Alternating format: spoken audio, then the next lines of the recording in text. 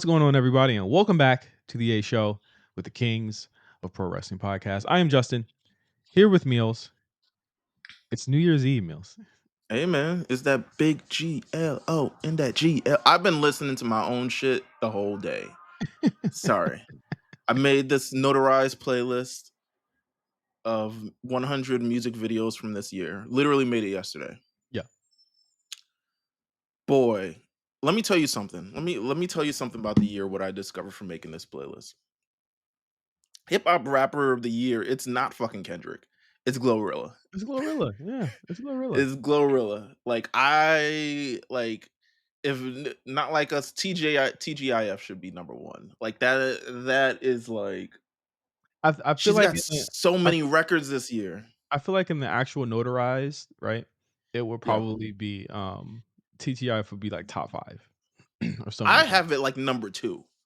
Like I would if have I'm putting, I have a number 1.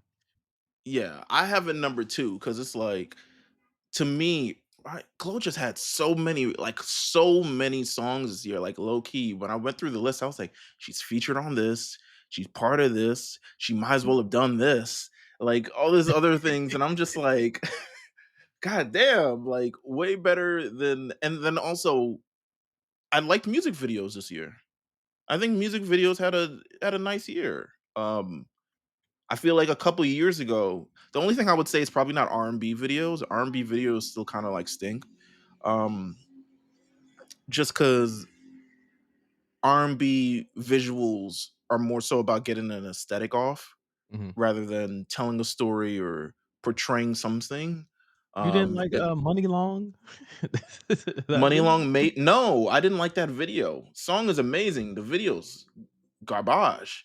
Um, Garbaggio.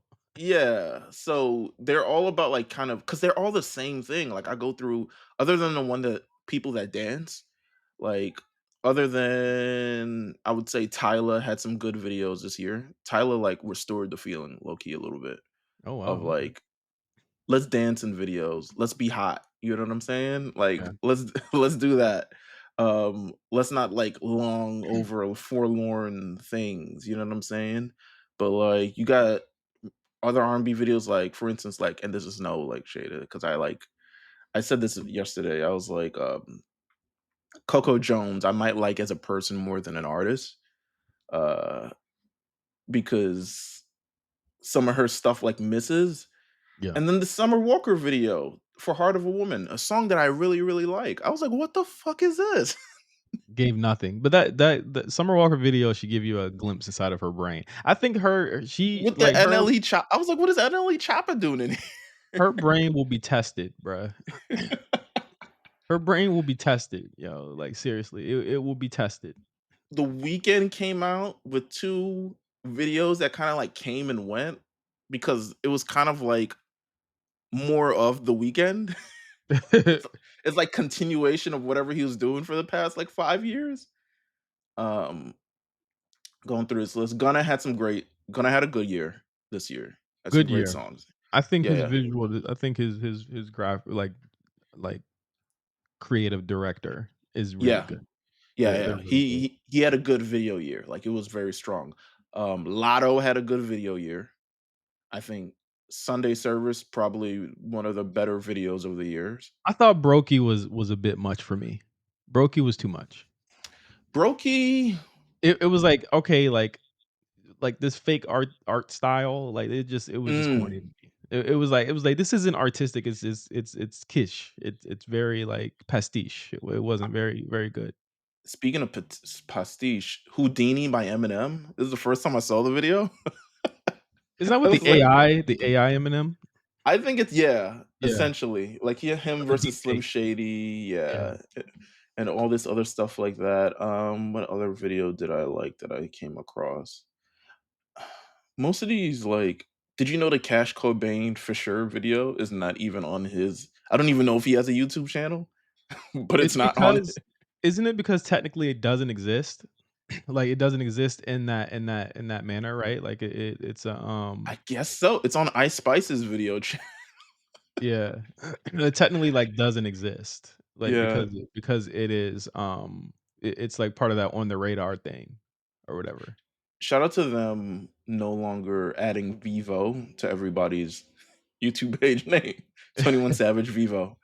Um, let's see. JT, okay. I like JT, okay. Okay, okay. Um, She had a Denzel s Cur she had a she solid album.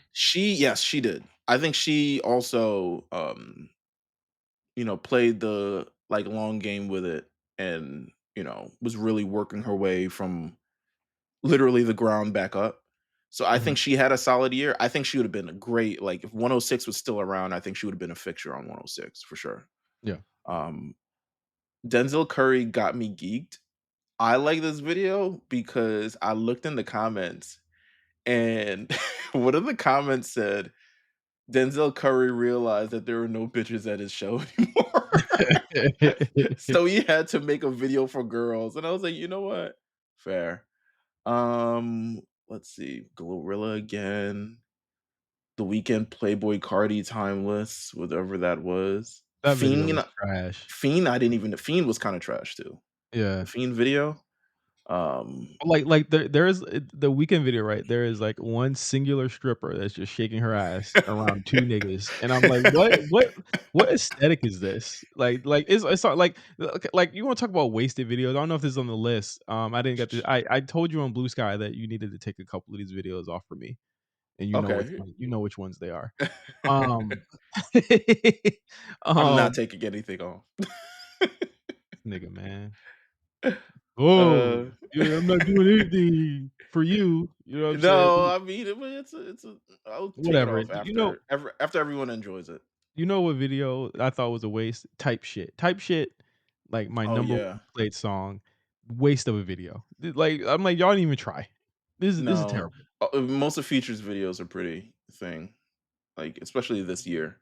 He's Didn't very didn't make much, like, moving how he just has been moving for the last, like, decade. didn't, didn't make a video for Like That? No, didn't make Head a video for like that. head scratching, hey? Hey, listen, um, I had this video I forgot this video existed. A$AP Rocky, Taylor Swift. Yeah, and it got botted. It seemed like that video got botted to be like it was like a trending video and it got, like, nominated for, like, 39 awards. million views and no one knows this fucking song? Yeah, fuck out of Exactly, here, bro. exactly. It feels Uh, like it got botted to hell. nigga, you got if anyone listen, if Drake bodied anyone this year, it was Rocky. For sure. There's Rocky a new body Rocky. I agree. I agree. Roddy Rich, uh, Roddy Rich might have to like become like a country singer or some shit like that. I don't know. No, no, I think he should just he is a how do you become a legacy act off of one album? He is Yeah, a that one legacy album though, man, hits. that one album, man, woo! But a legacy with a 2020. bro, and again, he won it he won it in a, in a strike year, bro. Yeah, essentially. It's like, He man, the box, man. Number one woo, TikTok. woo, the box. Come Yeah, on, man. man. Lil Uzi Vert Chill Bay. I didn't realize this song was a song from TikTok until I heard this. I haven't heard any Uzi this year at all. Not by choice. You missed nothing. You have Okay. missed absolutely nothing. You missed it, NLE but Choppa Slut Me Out Too, which is just a egregious title for a song. I the can't s imagine this would the be long-awaited sequel to Slut Me Out 1.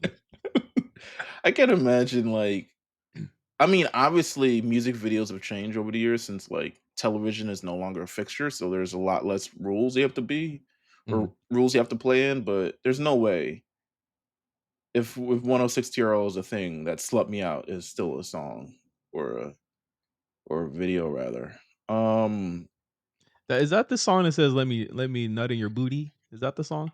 I don't know if that's I haven't gone past the "if I was a bad bitch, I would have fucked me too" part, Oh, to be honest with you. Big Sean, what a now talk about a legacy act right here. talk about a Big Sean should be like making NBA 2K music. No, Big Sean should be making goddamn UPN, intro music at this point. You know what? And I mean, we're talking music here. I think Big Sean, I think to like a certain extent, there's a couple more artists that like I'm not gonna name here, but like because they actually didn't release, and I don't want to like put anyone like name out there. Just from what I know, like he was Yeah. an unfortunate victim of this beef, and I think Yes. that it is indicative of like why I was saying for so long that this beef was a bad idea. Because if you look beside the two principal players in this, nothing that anyone else did this year actually made an impact this year because everyone was waiting to see if it was going to, they're like, are they going to come back? Is it going to be, they're going to do this again? And I think that the issue, of course, becomes that you have two artists that were, so ubiquitous, so massive in their own right. Mhm. And now you have to pick a side. And half of Big Sean's rollout was, are you going to marry Janae Aiko? Um, Trollverse 10 years later, and basically, are you dissing Kendrick? And it became like, "Oh, well, if you're not doing beef shit, then we don't care." And I Yeah, think that, essentially. and I might not be the biggest fan of his, but it shows that, like, even if his fan base, and I think there's several things that went wrong here, right? Like, maybe his fan base did not grow with him, and I think that, to me, is the most indicative part of this whole thing, honestly. I was a huge Big Sean fan in college. Yeah, but you didn't Massive. but you didn't go with him, and I think what No, I happens is, no, clearly not. I think with certain artists is like you go with them and you kind of take that journey with them, and no one took the journey, it seems like, with him as the days went on, or as the future went on. And to me, I look no further than like his album, as, and I don't even know the quality of it. Like no clue. I don't even know if it was good. Yeah, no, But I it don't was know. I definitely, liked it was Precision. I liked the video and the song. It was same old Big Sean, but it's with like, the fake abs. yeah, I guess. Yeah, he had the fake abs in that. But like, it's very hard to kind of parse how big of a detriment this beef was to the game at large. All right, finish your thought. I want to ask another follow-up question after this. And I think that essentially it goes along with my other fear about hip hop in general. If there is no one bigger than these two acts, who is next? I want to ask a question. Why do you think I look at Big Sean similar having a similar career arc to Ludacris, but why do you think Ludacris lasted so much longer than Big Sean in terms of relevance? Ludacris lasted because it it was relatively not a stacked ecosystem at that point. Like the game, when he was getting kind of more popular, you got to realize that was what, 2002, 2003, Yeah. when he was really at his peak. Jay-Z retired like that next year, Yeah. and the game was wide open. And there was a moment in a way that we kind of have right now, but we don't have right now, right? Where like And I think a little more regional too. Like the regional border has kind of also helped, I think, in like yeah, distinguishing music from each other. for sure, because again, that matters, that's important. And I think that, and that shouldn't be, that shouldn't be kind of brist away, or shunned aside, is that like we were open to a new region, so he was part of that new era coming in. So it was Ludacris in the forefront of Atlanta at that point, with Jermaine Dupri, later Jeezy, later Lil Jon, later all those people, Usher, everyone Mhm. like kind of came in on that. We don't really have that. Everything is kind of homogenized, where it's like people who are from Michigan, Milwaukee, sound like they're from Atlanta. People from Chicago, sometimes they sound like, or take it cues from Atlanta. Like, look, like, you know what I'm saying? Like, there's no real region that you can get behind anymore, other than like West Coast, which is still to me very regional. And there's nothing else that really sounds like it, so for better or worse. Like, people will I listen to a West Coast album, but it doesn't sound like right. anything else. I look at a song like, for instance, like Central C, Little Baby, Band for Band, Yep, and if Central C didn't have an English accent, this would probably sound like most other shit that we've heard. pretty much, Um, pretty much. so yeah, I have this, but you know what? Not a bad year for videos. It kind of felt there's a lot of variety. I thought people were getting too like 10 years ago. I think people were getting too hooked to the like world star hip hop. Um, kind of like aesthetic of like we're gonna make street videos, not much effort, minimal effort, have a car, have some people, have some Yeah, women. yeah, but, like, for better or worse, budgets opened up, and, like, I don't know if that's gonna be the case next year. It might go back to that, Meals. Like, budgets opened up for some strange reason this year, and now I don't I feel like the purse strings are gonna get tightened a bit after all these layoffs. No, that's true. That's true. But I had fun making this playlist, so it's there. Honestly, I went through it top to bottom. I'm still going through it. Solid year. I felt like I should have made the white people version of this, like the MTV one. Yeah, like, Charlie Um, XCX is definitely, like, oh yeah, first. yeah. I Yeah. kind of I wanted to fit that in, like Charlie XCX, Sabrina, um, that other song by Bruno Mars and Lady Gaga that I like. Yeah. I finished Shabuzi in here. I almost forgot about Shabuzi on this list. Got He's black, Shabuzi here. he's black, you know? He he would have been on BET's. He was like, man, Shabuzi. Bro, He he wouldn't have. definitely he would've been on 1 6 Apart. He would've He visited. wouldn't have. He would have visited. I don't know if he would have topped the countdown at all. I think he would've, bro. I think 'cause you these Shabuzi? Meals, these countdowns are fake. Like, let's I just mean, be yeah. completely real. These countdowns are fake. They Let's stop know it's real acting. to me. Fucking, it's real to me. It's Let's real stop to me. acting. Damn it. Let's stop acting. These this shit was fake. This shit. I was there. He's not a 106 artist. This has been a 101 on TRL. But Um, he definitely would've had, like, a 10-week reign on top. Because the label it was so label dominated back in the day, and yeah, in the same way that, like, labels are kinda like people looking at them funny, you know what I mean? Labels are trying to hold on to anything to stay relevant. They were very much in control of things back in the late '90s, early 2000s. Like, you look at again, I hate to go back to this, you look at what Drake's doing. It's like people and I love what you say. I say this all the time. I love that you how you kinda summed up the court case. Like, you were like, "This it sounds more pathetic than it really is." Like, and that's the yeah. truth. Like, it's the best way to sum that shit up, and why it's such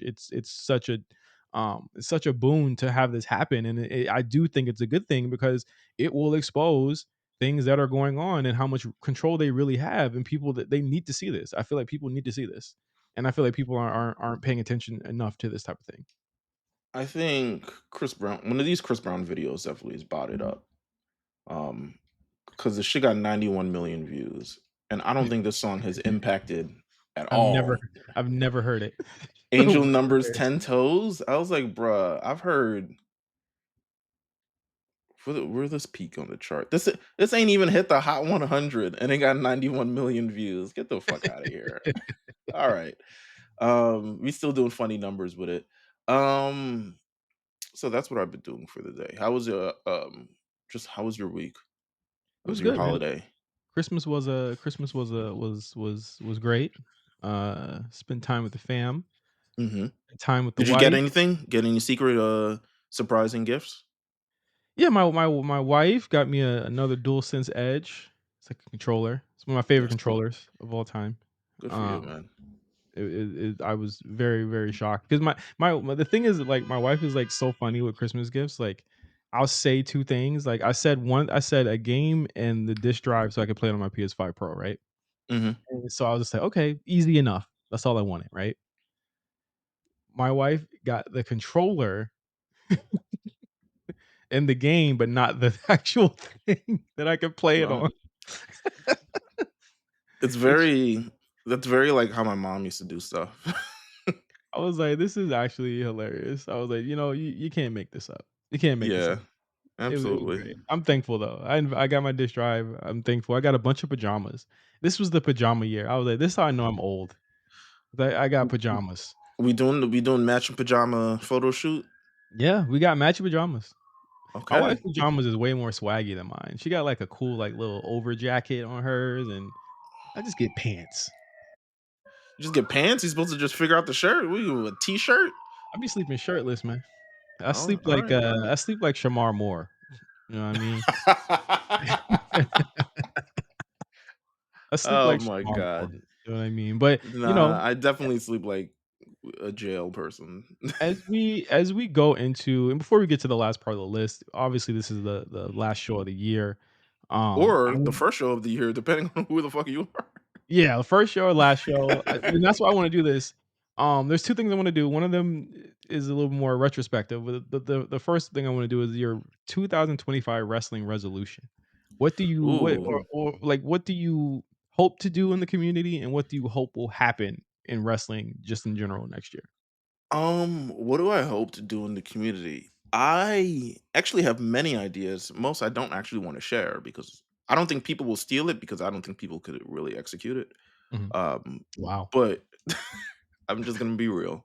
Um, but I do in the what I would like to see is hmm, better wrestling programming from voices. Mhm.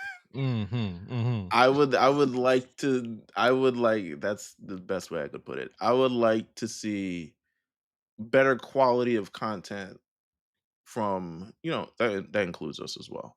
Yeah. But better quality content from people. I just feel like the wrestling podcast game, um we're here and Mm. we've been here and everyone has been here for quite some time. Um So now it's like how you kind of switch it up. But I don't know if it'll happen that it's harder than it looks because of how segmented, monopolized conversations, all these other things, like who you root for, who you don't, all this other Mhm, stuff like that. mhm. So you know, more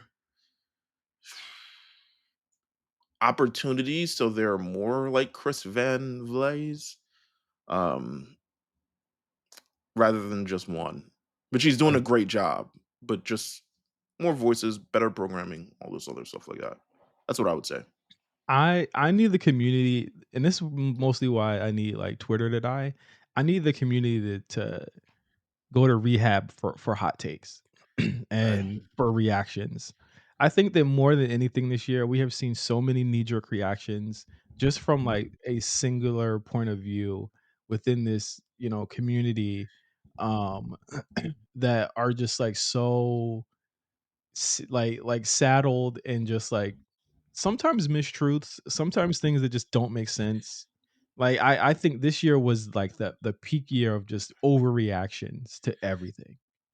And, like, some of it warranted. I think that, like, Triple H thing was definitely warranted. You know what I'm saying? But I think other things like, how many niggas is main event pay-per-views is so crazy to Yeah, me. but I don't think we gonna get that. It's just based on Twitter, first of all.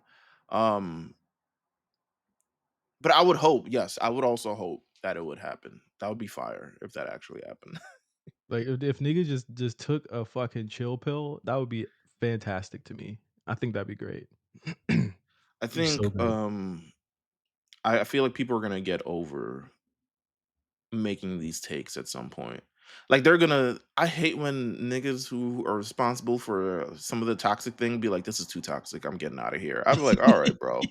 That's my biggest peeve. I'm like, bro, all right, Like, you guys are too cool. much for me. Yeah.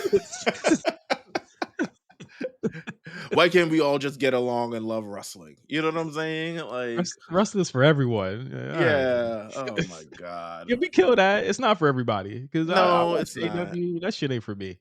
That Bro, shit we ain't always watched for me. it. The thing is, we'll watch it. We gonna have opinions on it. And some people might be like, why you watch it if you hate it? I mean, sometimes we just watch it to see what's gonna happen. I I watch it to I be with like the bros. well, that's cool. I appreciate that. I watched it this weekend because there's actually a couple matches I wanted to see. Oh, World's End, you mean? Oh yeah, World's End. Yeah. Um, wait, you had a second question. You had a second thing. It was like a Yes, I resolution it for the was it community was and it something. was, what do you Before we what's get your into World's prediction? End, yeah. Your predictions. My prediction, like for the community or just like in wrestling No, in for general. wrestling, for wrestling. Uh, I think, I think, God, this is not even a great prediction because I feel like this happens every year. Um, Something will happen Oh. where it will get incredibly spooky for AEW. I'm not saying I know anything, but I'm saying the business that they're running now is setting them up for something to come with a big hand and slap them across the face, is what Okay, I'm saying. okay, Th okay. That's just from what I'm viewing. What say you, sir? I think next year will be very telling, in that I think we're gonna learn a lot about how a company like WWE can function on a global scale. I think that's the biggest thing to me. How will they actually do this, and how will this Netflix thing work? I think, and I think there's gonna be growing pains for sure. I think they're not gonna get it perfect on day one, on night one. I think it'll actually be a couple months until they do. I think that people I think that WrestleMania 41, I believe, will be looked at, um, I don't wanna say on an unfair light, but I think in an unfair light than, than it should be, if that makes sense. Um, It's gonna be wild because WrestleMania 41 is technically airing on Netflix and Peacock. yeah, yeah, yeah, but I think it's gonna be unfairly compared to 40. I think 40 set the bar too high, and I think Oh, yeah, people are I gonna could see that. people are gonna be very disappointed regardless of anything that they do. People are gonna be disappointed, and I think I that, think I think because the question right now is looming, will The Rock be at WrestleMania? And that's an mhm, unfortunate question to loom, to be yeah, honest with you, yeah. because I don't want it that. was it was fine before he got here. Yeah, Like, we were good. he helped But nothing when he got right, there. but a large part of, like, last year and the stuff that have happened this year, um, is and because of the things that he did that seemingly now make no fucking sense. Him Mhm, being a part of Mania last year and pinning Cody, him putting on Cody's belt the night after WrestleMania, yeah, him showing up at Bad Blood and doing the three things, and suddenly all that could mean nothing, right? And in H's storytelling, things mean things for sure. Like mhm. even the most nuanced things, even the smallest things mean something in the grander picture, grander scheme of things. Um, and I think if I do think The Rock will show up this year or next year. in a match or to show up. I think he will show up. I'm not sure about match, but I do think he will show up. I think the big hook for them to get, like, if Netflix doesn't kick off without, like, a hitch, right?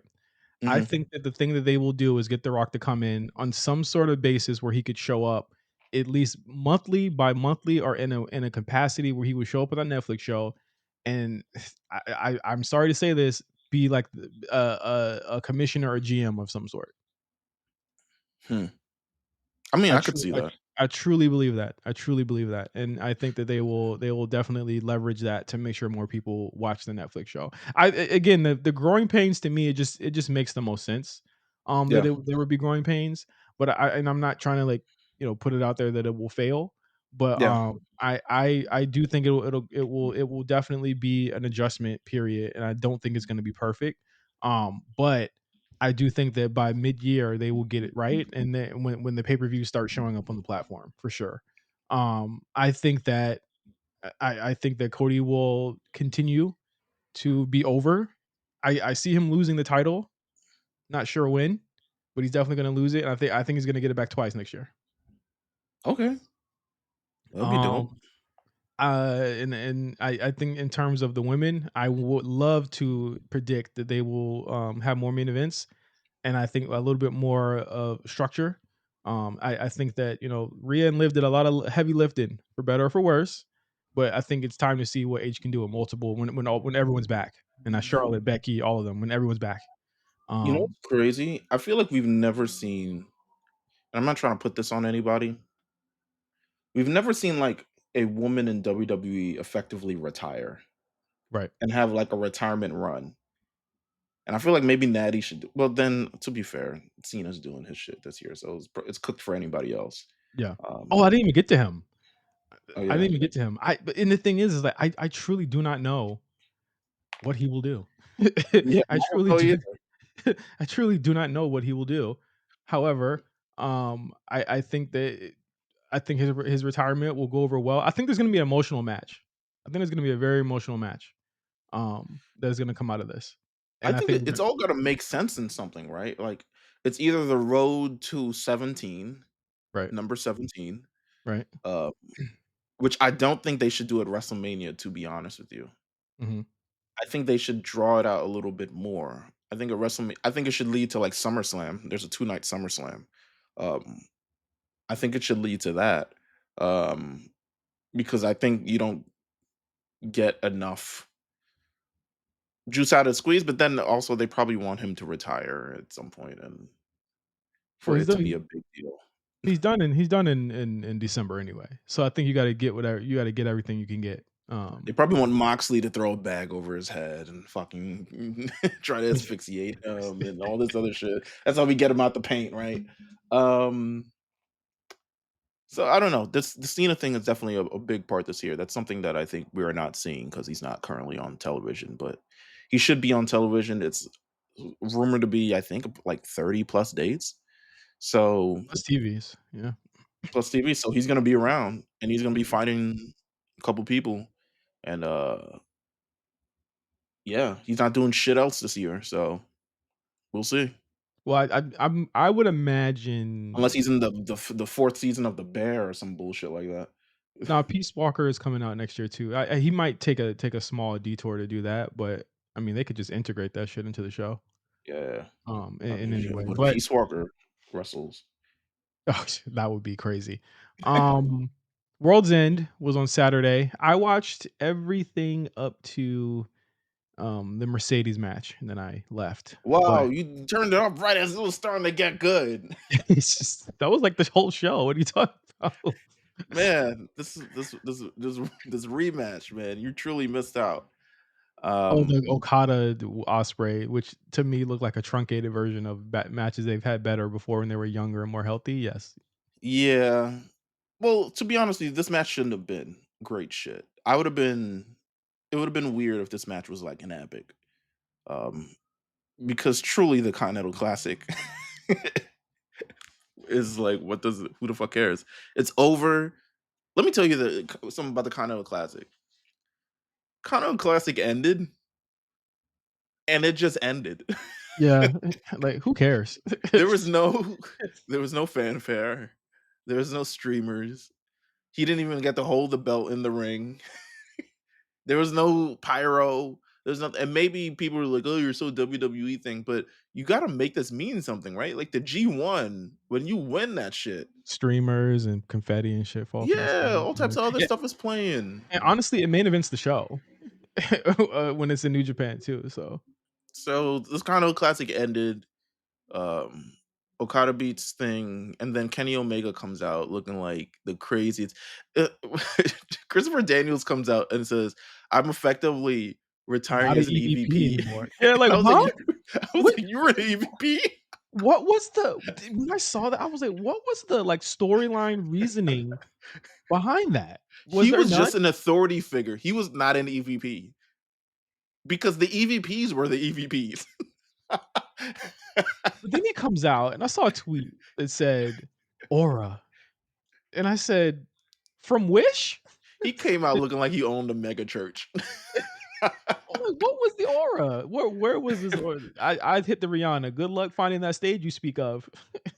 He Becau came out because I guess he's got to come out um, because he has a match this week, next week, Yes, this he has a weekend. match literally this weekend. He's back this weekend, but not on the company that he is in America. How weird is that? That's How like weird Cody they after he came back from his from his injury, mhm. doing something to TNA.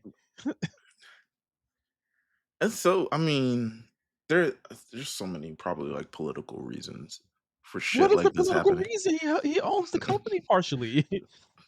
Nigga hates what he owns, bro. He's a strange guy. He's a strange case. He is a strength, but I feel like low key, if he was more enthused with the product, he'd want to jump back in feet first. I Yeah. feel like him doing New Japan stuff means he'd rather be doing this than that. Um, and they're gonna let him rather do this than that. So yeah, I mean, he came out. He says he's a new EVP. And I'm like, "Nigga, what? Alright, y'all just throwing this term around." Yeah. Let's see, what else happened I on mean, this but card? also to your point, Meals, like, Yes.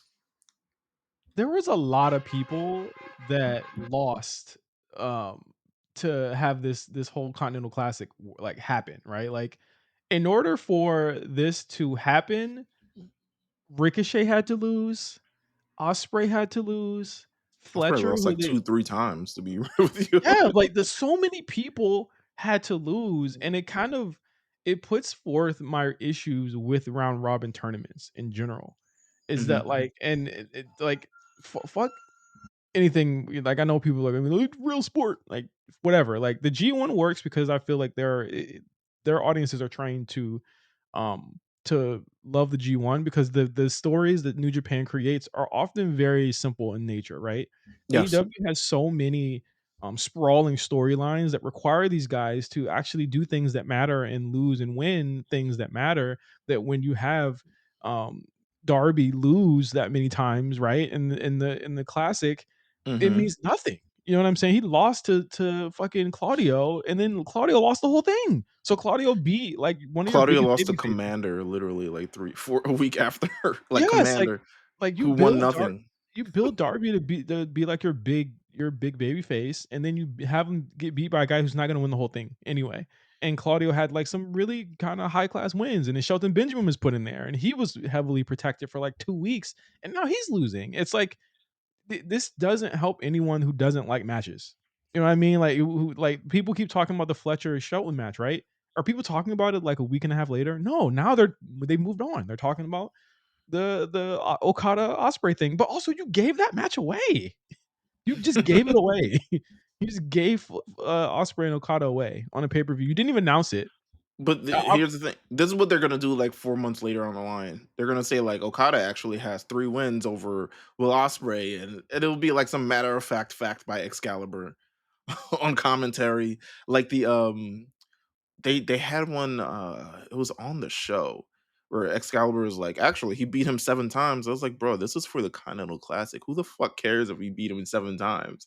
yeah. Like, it's a you're trying to put over the tournament itself, or you're trying to put over the championship itself. Like, it doesn't matter if this person has beat this person actually multiple times before. Now you're kind of actually ruining the entire thing. Um, so yeah, we got Osprey Fletcher, Okada Ricochet, and Okada Osprey all on a pay per view in semifinal and final matches, which ultimately doesn't mean anything because the Continental Championship is not a prominent championship in AEW at all. It just seemed pointless. I mean, I'm just running through the card here. Ricochet losing to Okada. That match was I walked away a couple times. It was pretty boring, not gonna lie. But it was really like what happened afterwards, the toilet paper stuff. And like, listen, I get what they're doing. I get Yeah, it. I get but do what you they are trust them? doing. That's one aspect of it. It is not the way that you present a guy that you are likely paying a lot of fucking money to do this and was a Mhm.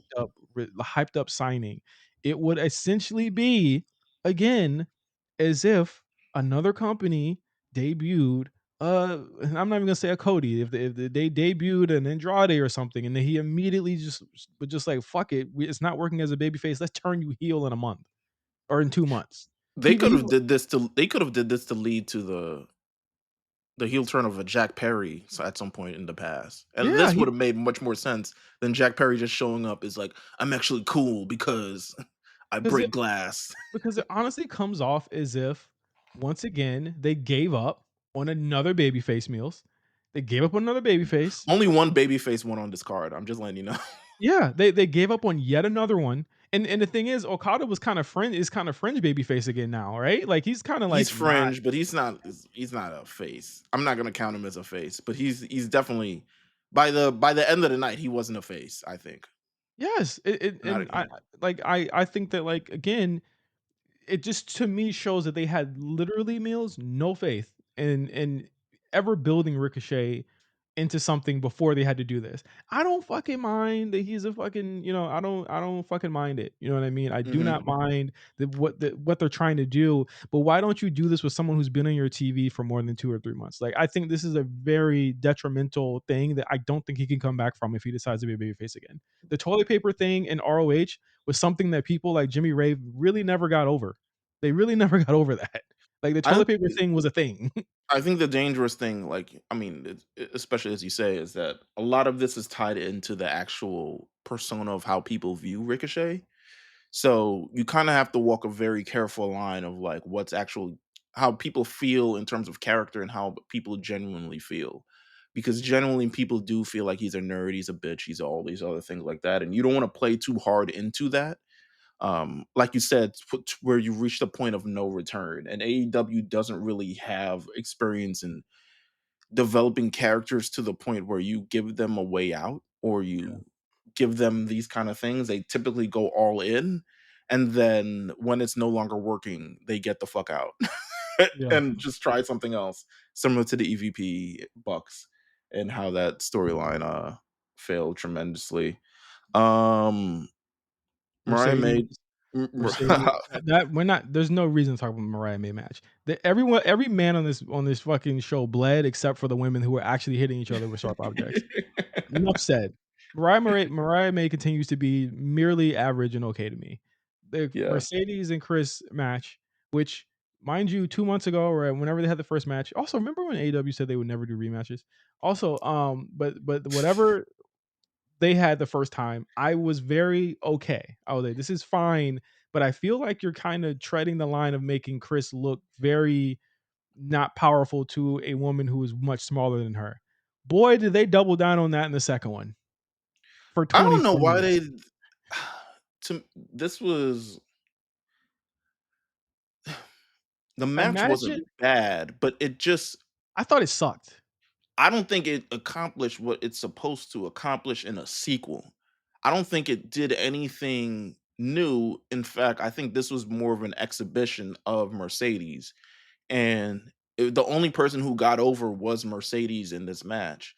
Um, but it's not over as in she's more popular, more thing. It's more pop. It's over as just like, isn't she good? Isn't she a good wrestler? She When was I think beating people already knew that. she was beating the shit out of Chris. I don't understand having her offense feed This was an into. Eddie Guerrero match. I've seen this Eddie Guerrero match multiple times. Yeah, but Eddie This Guerrero is also bigger than Mercedes is to be right, doing but all that. Eddie usually was smaller than his opponent, so we'd have to figure out different ways to do this. But Mercedes doesn't Mercedes not in that way. I just had an issue with how Chris was presented in this match. That's my major issue with this. I think the mere fact that she got an ovation is simply because of her connection with the crowd, her natural born connection with the crowd, who never wanted her to turn heel in the first place, who never wanted to, her to go through these other things. Like, I felt like Mercedes Monet, with this opportunity, could have done more to propel this person. If I would have booked this, I would have had the match last month, booked a non-title match where Chris actually wins that match, and then you set up this third rubber match. Rubber match, yeah. You beat her 2-0. She beat her 2-0 in all the And hope people are just spots. clapping or just like, "Oh my Yeah, they were god." just like, "This is fine." Bro, if this was in any other company, I swear to God, they would not let this slide. This is the type of shit they say Becky does to people. Yeah. This is the type of shit they say Becky does to people and This is what Charlotte they does said to people. Bianca does. They call Bianca Hogan. Yeah, this is the type of shit that they say that these people do. The hope spots were all spots based off of Chris, like, barely managing to get up from things that Mercedes was doing to her. Like, I thought the roll-in spot where she had her tied up, under the apron and was gonna do a count out, and then Mercedes rolls under the fucking ring or Yeah. rolls out of the ring in I order to, don't like, she doesn't want to win this way. she was already stuck, but also it doesn't make sense because so did Mercedes doing that loosen up Chris's foot so that she could get out in a way that, like, it wasn't loosening up her foot before? How does that work? They got the longest match on the card. I just don't understand how anyone thought that did Chris any favors. I thought that that actually was extremely detrimental to her. I thought it was a very detrimental match to her. I was not a fan. I was not a And fan of that match at they all. got no more contenders. Yes, they do. Well, I That don't know. that's coming. That's Oh, coming. the plucky young upstart Yeah, that's coming. who I opened the hope show. I hope people are hope people are ready for that one. Uh, I'm just like I don't want to compare too much, but like I don't think Charlotte would have ever done this. Charlotte has been in the position and has never done this. Yeah. Charlotte has wrestled Rhea and gave Rhea so much. Even I'm not even saying Rhea like WrestleMania last year. I'm talking about like Rhea WrestleMania in the warehouse. You Yeah. know? Like Mhm. I'm talking about I don't think Bailey would have ever done this. I don't even think Becky was out here going, you know, Fif 50 giving Xia Zia Li. Lee, Xia Yeah. Lee, right? Like giving making Indy Hartwell look good in the ring. Um so to me, the result of this match should be that Chris is in a better position and hopefully can contend No, a little bit better.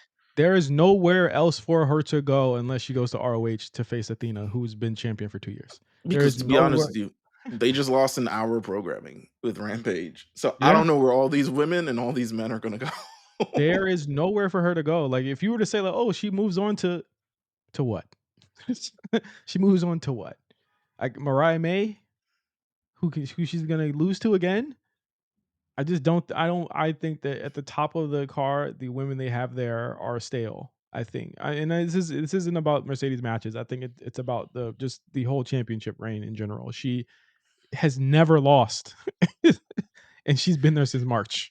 and she It's but rid th- and she's never made anyone else feel she hasn't really she hasn't really done well for the division. Like the division has benefited from her being there just by the nature of her being there, but the division has truly not benefited itself. There's been no new stars created. There's only been opportunities that have been handed out. Opportunities like women people to would have two pe matches on the card or the 24-minute match or something along those lines. But people would like, say I've seen people say she helped make Chris and she helped make Steph Vacker, which is complete bullshit, but heard the same people say that Chris was a made woman when she beat Jade a year ago. bro, I was thinking about that the other day She of how squashed like, Jade. yeah, but how much that did so much for Chris.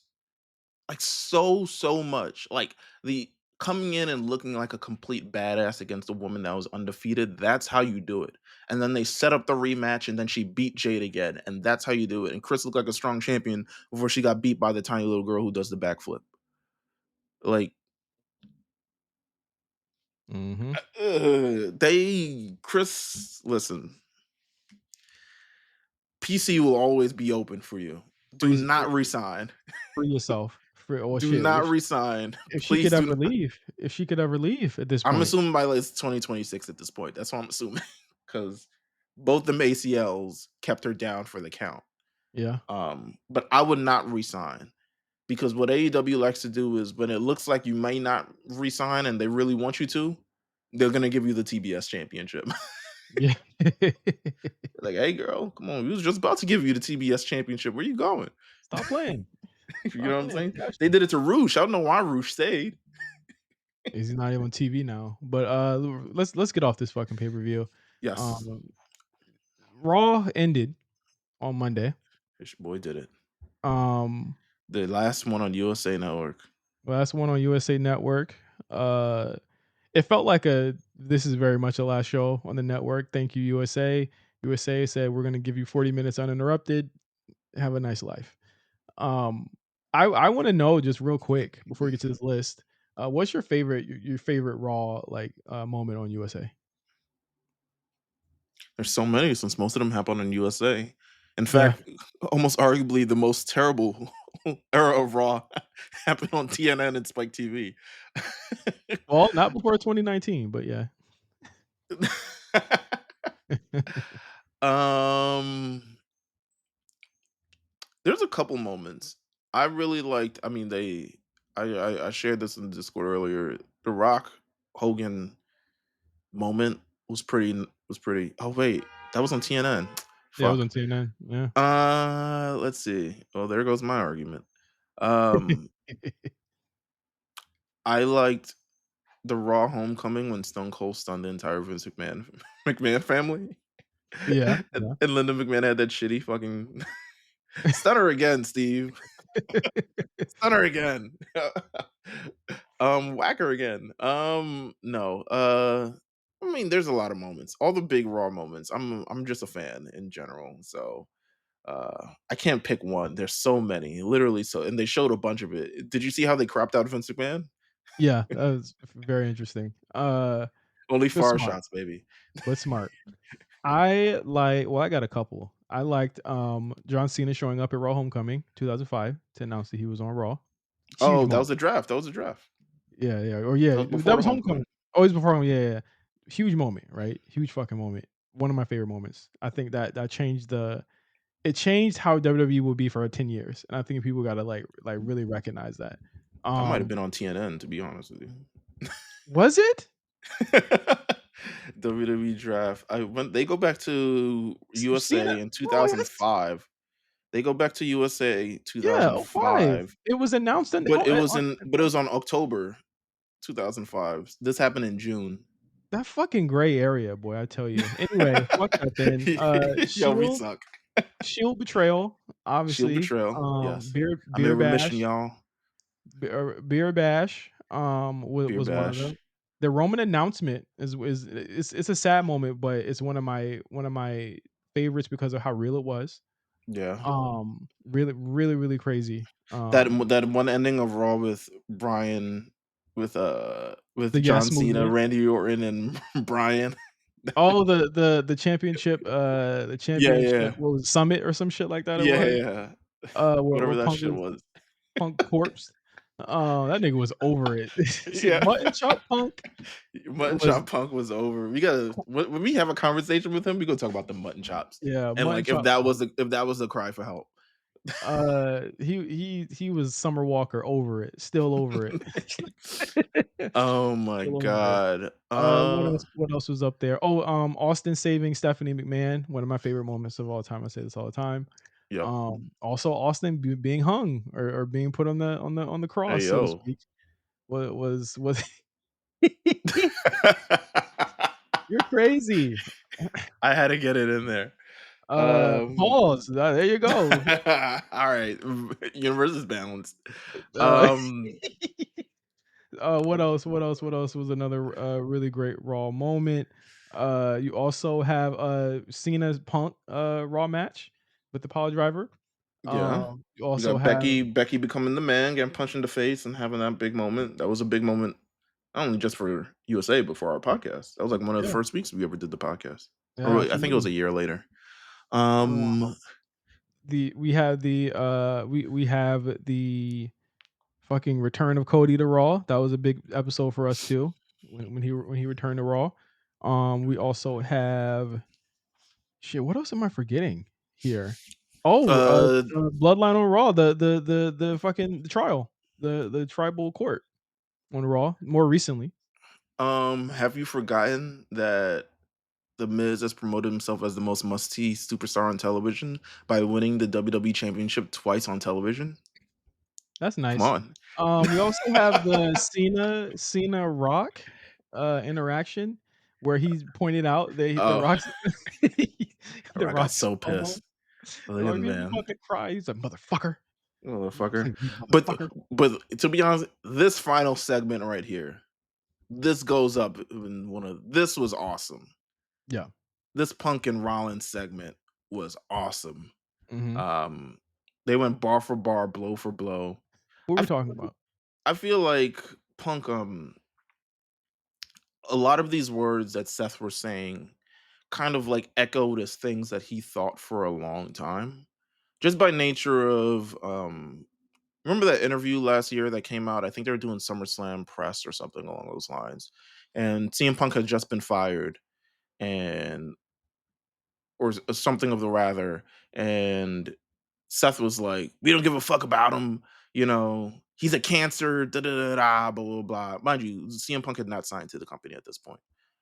Yeah. Um, so I'm trying to figure out, it's like, do you think he really thought like he was a major detriment? Like the way Seth is like,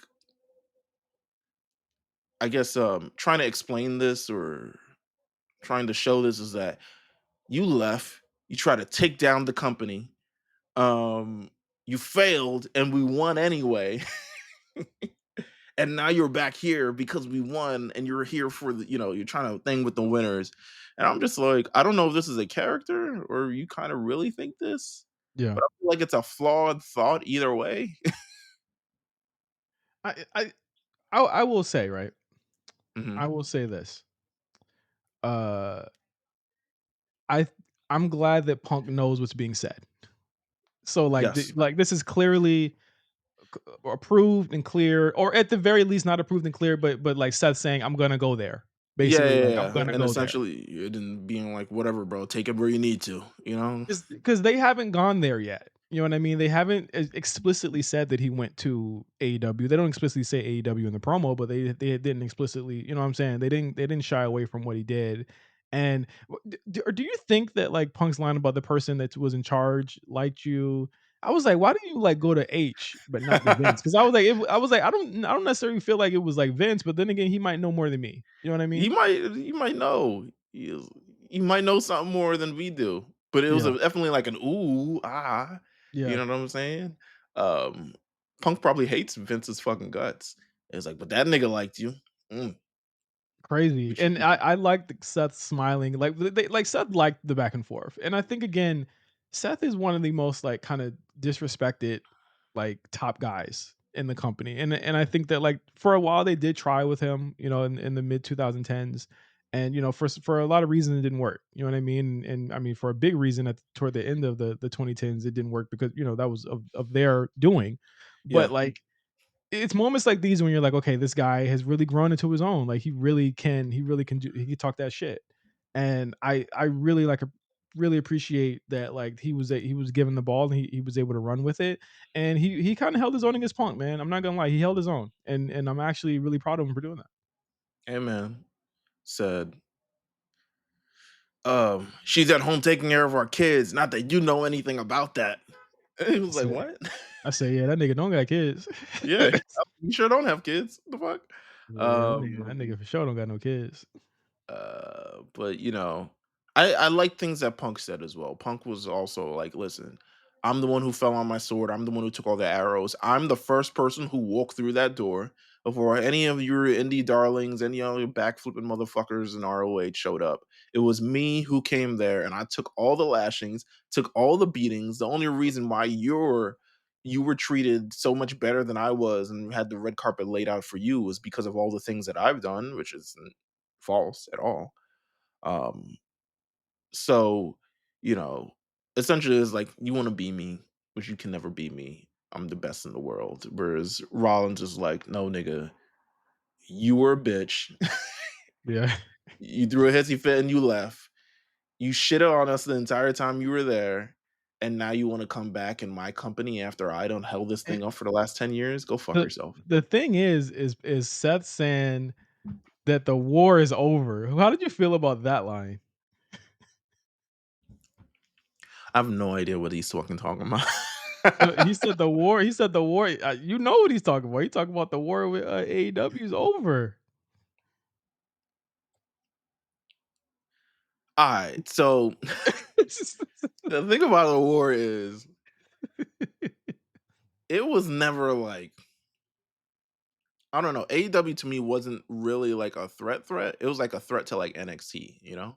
Yeah. But like it wasn't like a threat. Like they couldn't come on Monday nights and do the exact same shit that they did on Wednesday nights.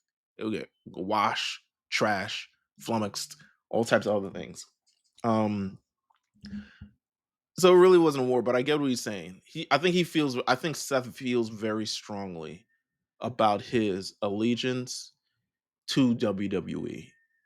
Um, and he feels very strongly about other people going over to the other company, AEW, Mhm. and shitting on the product when their product is not really that great. That's Their how I product kind of their product ain't producting, bruh. Their product ain't producing, bruh. Like, because he that's ain't just like simple. Cody neither. He was like, "Oh, fuck y'all niggas, bro." But I feel like Cody's worth, and then to a certain extent, Punk's worth is, like, immediately noticeable. So I feel like, Punk coming or Seth coming off as a hater. You need to stop. Quit with the haterade, bruh. Get off the You haterade. think Great you got segment, beef? though. You got beef with Jade too? Like, what's his problem, bro? You better not. I don't even we don't even know where Jade is at the end of 2025. Goddamn, bro. She's completely gone. But, We was ready to great crown her most improved and everything, and then fell off the face of great, the earth. great, great segment, great ending to Raw. You know, as we move on, I will be there in attendance at Into It next week. I'll have Tell me all how of the you better. I need a okay, description okay. of the Intuit Dome. You will get it. You are going to All get it. right, All all right. right. Let's get to let's get to the last half of our year-end 2024 list. Um, they got a little show this week. They got a little We gave niggas a full episode before the episode. yeah, they got a little show this week. Last week we did match of the year, male wrestler of why the year. why do we do this? What?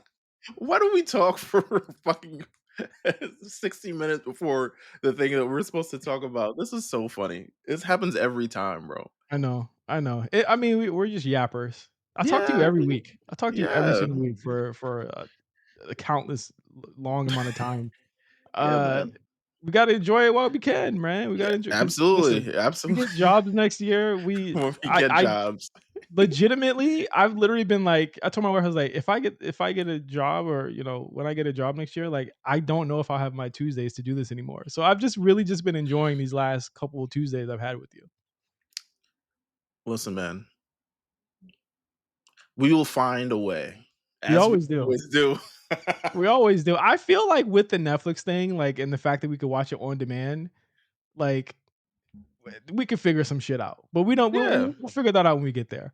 yeah, Um, so last week we did match of the year, male wrestler of the year, female wrestler of the year, cringe-worthy moment of the year, guilty pleasure, most improved, least improved, pay-per-view of the year, most tasteless promotional tactic, and most confusing booking decision.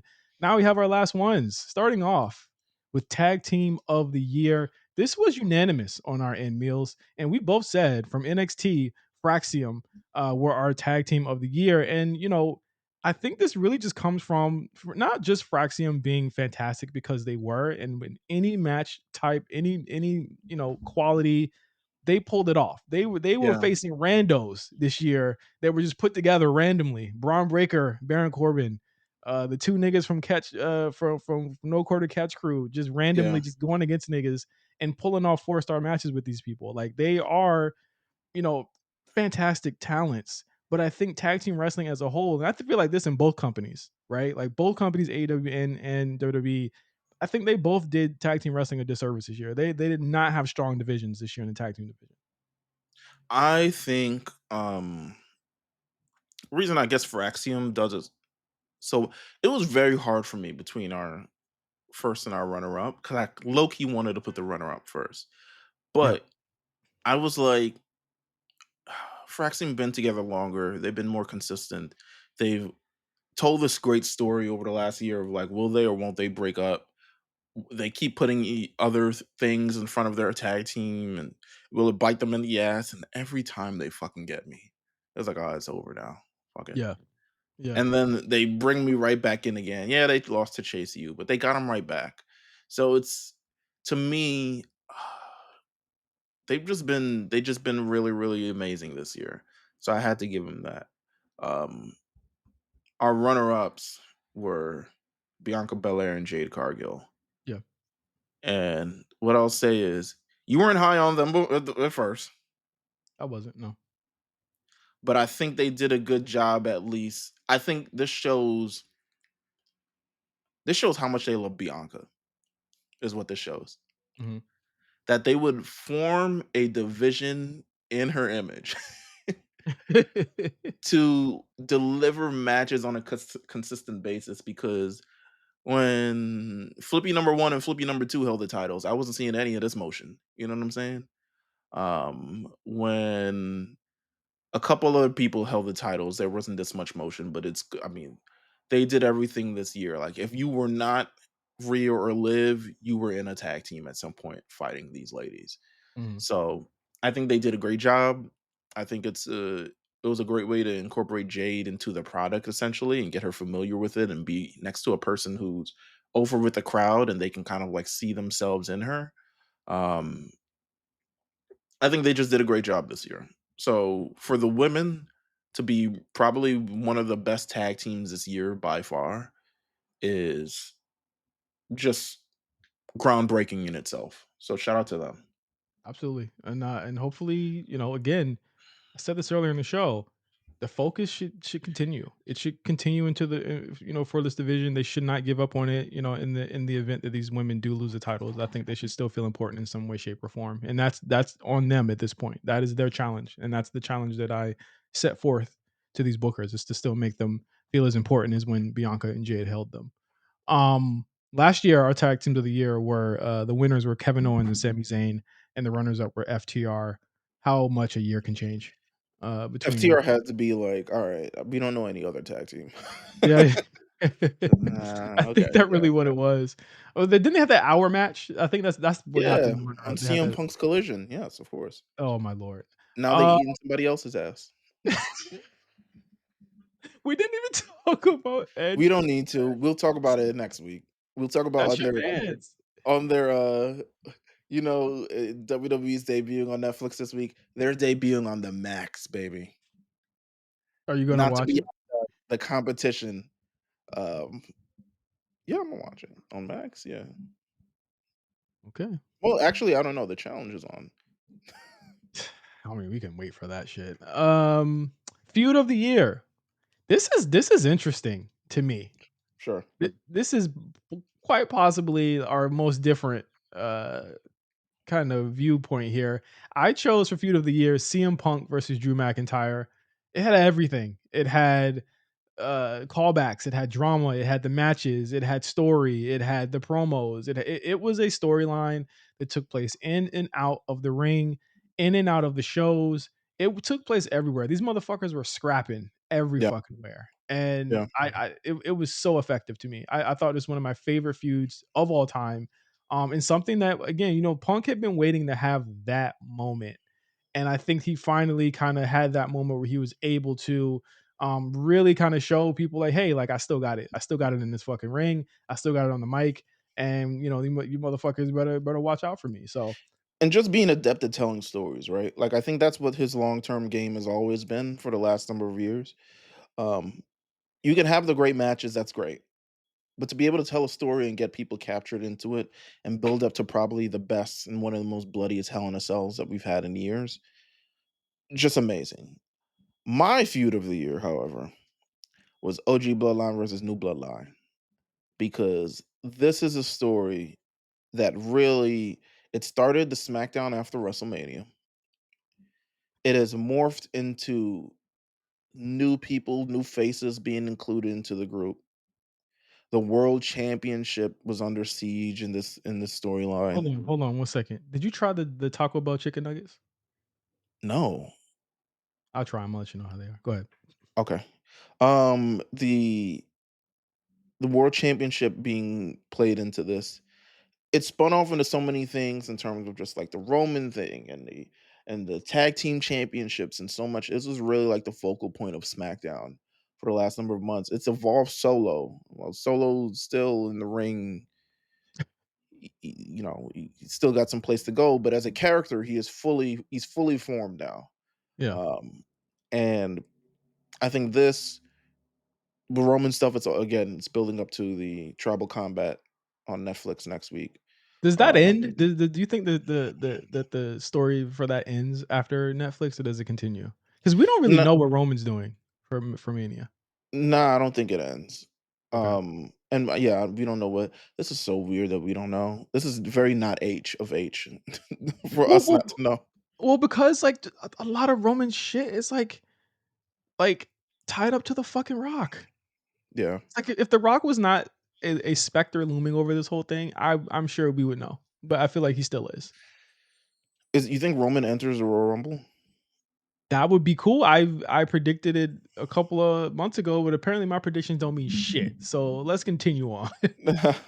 My runner-up was CM Punk versus Drew McIntyre, Yeah. so My that was issue with the Bloodline versus OG Bloodline is that again, and it goes to everything that has to do with Roman Reigns.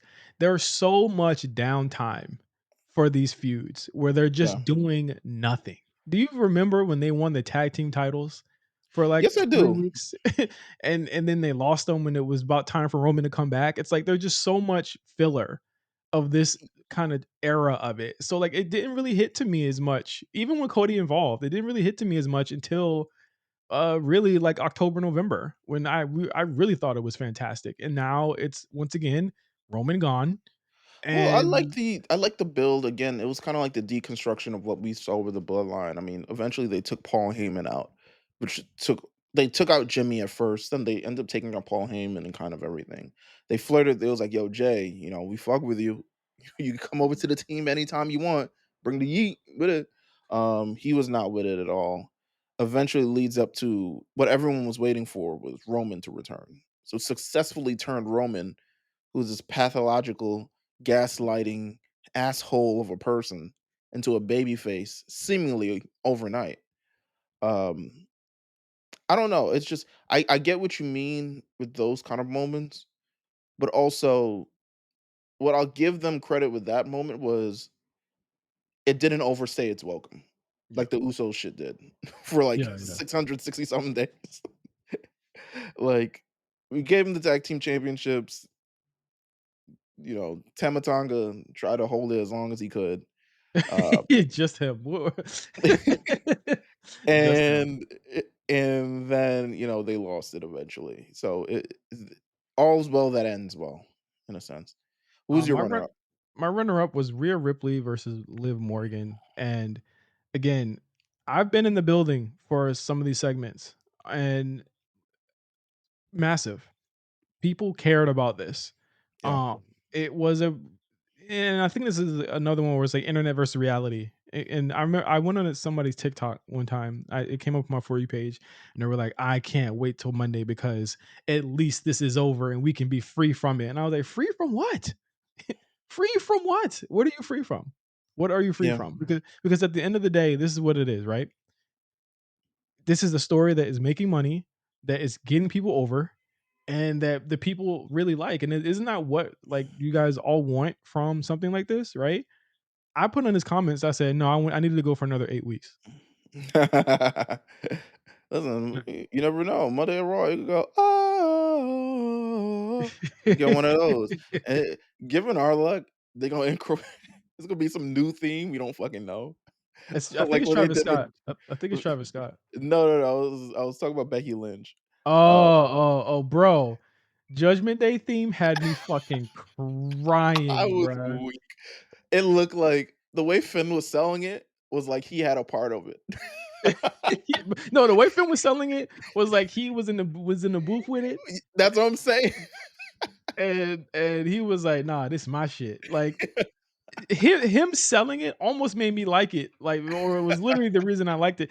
You know what was crazy to me was that it came out of nowhere because I was like, "Who the Yeah, fuck is this coming out?" because And it was them.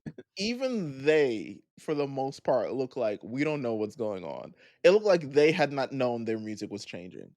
But then when Finn was kind of like selling it, I was like, oh, Finn was in the booth with the mandem, um, applying this together. He was like, yeah, yeah, yeah, FXXX, you know what I'm saying? Really getting the business. So shout out to that. Alter Bridge, take a hike. Yeah, fuck out of here. You see what your man's is doing. Go be with him. Fuck, They nigga. gonna make that beef. They gonna make that beef, bro. I'm sure Edge Well was like, "Yo, I can't believe they still using my song." well, now we're not, motherfucker. You're out. But yeah, Rhea Ripley, Liv Morgan. It just again for the women there was nothing bigger, and you got to put the big the big feuds with the big stakes there, No, and that's what it was. for sure. Um, NXT Takeover event of the year. What did you choose, Meals? So I chose NXT Heatwave. Um, and I like this show because hold on, let me pull it up. One, it has one of my favorite women's matches of the year, which is apparently very controversial Why? because Oh, niggas that is like, one. yeah, niggas is like, oh, it's just an acrobatics routine. I was like, this match was fucking fire. Kalani Jordan versus Sol Ruka was amazing for the NXT Women's North American Championship. I think that was that the inaugural winner. No, Kalani had held it before. Kalani was already she was already How champion. wild is it? How wild is it that the lineage of the North American Women's North American Championship will always be that it was introduced by Sexy Red. I don't know. It's definitely indicative of the time, for sure. Yeah, it's just like and Sexy Red indoctrinated the North American Women's Championship on NXT. Um, had Obafemi versus Wes Lee. Again, if stakes on the line, if Lee can never challenge for the championship, if Femi wins, had another banger of a Fraxium match against uh, Chase University. Mhm. Roxanne versus Lola Vice. This is the one with the five pop rocks. Amazing. And Ethan Page in the Fatal Four Way match defeats Trick Williams, Javon Evans, and Sean Spears. So I thought The this the was that's the when I match where everyone was good except Trick. That's the them's the rules. Um, but I think and then they had, Carmen Petrovic and Ariana Grace versus Jacy Jane and Jasmine Next. Shout out to that for the kickoff match. Um, to me, top to bottom card, everything was good. yeah. I didn't feel like I anything sat late. I don't think anything was whack. I thought everything was good. I chose NXT Vengeance Day. Uh, I think to me, if there was any show that kinda gave you the black and gold vibes, it was definitely this one. Like, just off of once again the storylines, the stories that they told. I think there were. I thought that Dijak and Joe Gacy was fucking crazy. I really thought really to me the only weak match was the Angelo family joint. And that was kind of like before they were all like all these people in this match ended up getting better after this. Like Yeah. Tony, Jada, Verdict's still out on OTM in general, but with Stacks and all of them, like they all got way better after this. Lyra Valkyria versus Roxanne and the Lola cash in, what was a fucking crazy moment. Oba Femi and Dragon Lee was extremely strong, and it kind of showed like, hey, like Oba's really good against these small guys that are a base against him. Mhm. And then you had Dragunov versus Trick Williams, and I felt as though this series of matches that they had over that 6 month period were some of the strongest matches he's still ever had. And then you ended on that moment with Carmelo finally betraying Trick and leading into that, and I thought that was just next level. I thought it was a really good turn, and it led to Carmelo's final angle in NXT before he left. So Very great, good stuff. Good business great show. going in to stand and deliver for sure. Yeah, and your runner up was. Stand and deliver. Yeah, there it goes. Stand and lever again. Following up on those storyline threads, and ending a lot of them. The thing about Stand and Deliver to me was I just felt as though the main just didn't hit for me. The main Yeah, did not hit between these two for me, they and tried it. they really did try, and I felt as though both the matches that Trick and Carmelo had didn't really hit, but you still had Roxanne versus Valkyria. You had Dragunov versus Tony, which again, this is the point. I just remember I just said right after this they all get better. I Dragunov wish I and wish Tony I was remember fantastic. I wish I remember anything about this match. Well, I the Dragunov promise. and Tony Angelo, Yeah, yeah, yeah. I don't remember much about the match. it was when he wouldn't cheat. Okay. Oh, yeah, yeah, yeah, yeah, yeah. That's true, that's true. They had the whole storylines leading into it about Yeah, they kidnapped him. yeah, yeah, yeah, and all this other shit like that. Okay, I remember it now. Yeah, it was a good Um, match. and I like the 6-woman tag too. Listen, Fallon Henley, Kalani Jordan, Thea Hale versus Izzy Dame, JC Jane, and Kiana James. Um, and then of course the triple threat match that was amazing. So broke the Ober Meltzer scale, Yeah, as hell Oba of a said. show. Hell of a show. Hell of a show. And my main event, or not my main event, my event runner up was NXT Heatwave. So followed you up there, Meals. Best Raw match of the year. I'm gonna go with a match that I was there for, Shout out to that. on September 23rd. Jey Uso versus Braun Breaker for the IC championship. Jey Uso winning the title. Fantastic. Big main event feel, you know? Yeah. Yeah. Very, very good. I low-key kinda wanna switch mines now, but, Go ahead. um but I'm not. Um, so my Raw match of the year was Ilya Dragunov versus Ricochet in the King of the Ring quarterfinals, and I'll say it only because I never thought that we were gonna get this match. Yeah. Um, because I'll say this, I don't wanna say it. Um, I never thought we would get this match because Ilya was coming up and Ricochet was on his way out. Mhm. So, I never thought this was like these are 2 of my favorite guys, both love anime, both like super strong. I love Ilya in NXT, love Ricochet on the main roster. Never thought this match would happen. Literally, this is like Ilya's second Raw match. So, I was geeked. I love this match.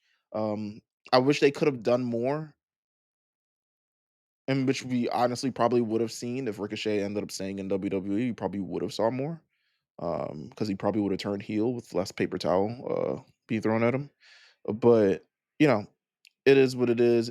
And my runner up, low-key want to put this first now because I'm remembering the entire like energy going into it.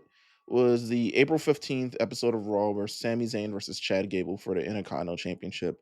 And I think this is the Raw where they did the entrance um for Sammy, Yeah. Yeah, where they he did. came in, I think it was like Montreal or whatever, Canada or wherever it is, and he came in and he had the entrance and it just made it just feel so much better and so much bigger. And of course, Chad Gable, quite honestly, the unsung hero of TV matches, just in general.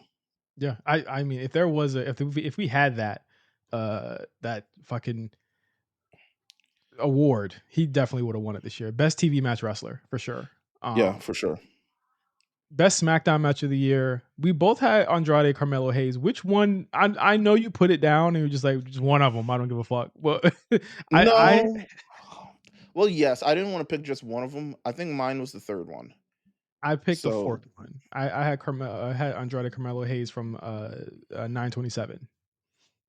mine was the one. I think the third one happened in might have been in Berlin or Germany or something. Mhm. Um, but I had the third one. But I just didn't put the thing because I was like, we should probably just give this entire series the flowers it deserves, except the last match, which was fucking terrible, and the way it ended. But yeah, we should just give the entire series the flowers it deserves because these two brought it out on a different level every night. And Andrade was like, "No, nigga, 4 stars. We're getting all 4 of them every time." So shout out to Andrade, shout out to Carmelo Hayes for doing the damn thing. Um, who's our runner up? My runner up, well, actually, both our runner up was Nia Jax versus Naomi for the women's championship on November 15th, 2024. We've gushed about this match on the show before. Fantastic match from all involved, and again, another notch on Nia Jax's belt of just being a great performer this year. Now down to best NXT TV match of the year. We're gonna have two different. We got two different. This is probably our most varied, and I guess it shows just what you're looking for in NXT, right? Like just in terms of like what you look for matches. My best TV match on NXT of the year was April 23rd. Ilya Dragunov versus Trick Williams at Spring Break In Night One. That fucking crowd, the building shook Yeah, after he won that match, and it's one of the most unforgettable NXT moments of all time. I had to pick that one. that's wild because I forgot about it, but completely forgot Christ. about it. I was like, wow, what matches did they have this year? Mine was Jada Parker versus Mi Chin in that street fight. I Oh yeah, think that was violent. over the weeks of just building up, um, this is kind of like Mi Chin's a little bit of a resurgence in her own right, just kind of like on a skill level, and then Jada Parker just like meeting that as well, and kind of like there's certain matches that help people see your character a little bit more, and I think this match was it. So I think Jada Parker and Mi Chin It did what it was supposed to do, unlike the little Mercedes match that they had that everyone, claps about. This Oh, match yeah. did what it was supposed to do. Not only did it put over the loser, but it made the winner also look great in winning, I guess. Um, but it was a great match, like, fantastic. And Mi Chen will go on to be one of the unsung heroes on SmackDown in the women's division after this. This changed. I feel like this legitimately changed, like, the trajectory of her run in on SmackDown. I was like, Yeah, "Oh, for sure. shit." Like, where was this? Yeah, let's get that die let's get you away from these 2 bumbling assholes. You know what Yeah. I'm saying? Uh, My runner up was NXT on November 6th. Julia, Stephanie Vaquer, Kalani Jordan, Zarya, and Jordan Grace versus Fatal Influence, Roxanne Perez, and Cora Jade. mm. This to me was just the future of the women's division, just in general, just period. In WWE, like it's like you very rarely see shit like this, and you're able to be like, okay, this is going to be who we're going to be watching for the next 10 years. And I think this match was it. Damn, this was the match that beat, like, the Hurt Business's debut, huh? Yeah, it was. Yeah. Um, so we'll see how that goes, but that's funny. Um, Mine was, and I'm sorry I didn't put the date. Uh, Axiom and Frazier versus Braun Breaker and Baron Corbin. I wish now I put the date, but I remember watching it on Is this YouTube, the and I one? was Is this the one where they won it back this when the is guy the was one where Braun had the sickest fucking spear of all time. Like, on Frazier? yeah, and he jumps over someone and completely kills them. So yeah, Braun and Corbin end up winning this match. Um, was fucking fantastic. I wish I put the date here. But look it up on YouTube, it's there.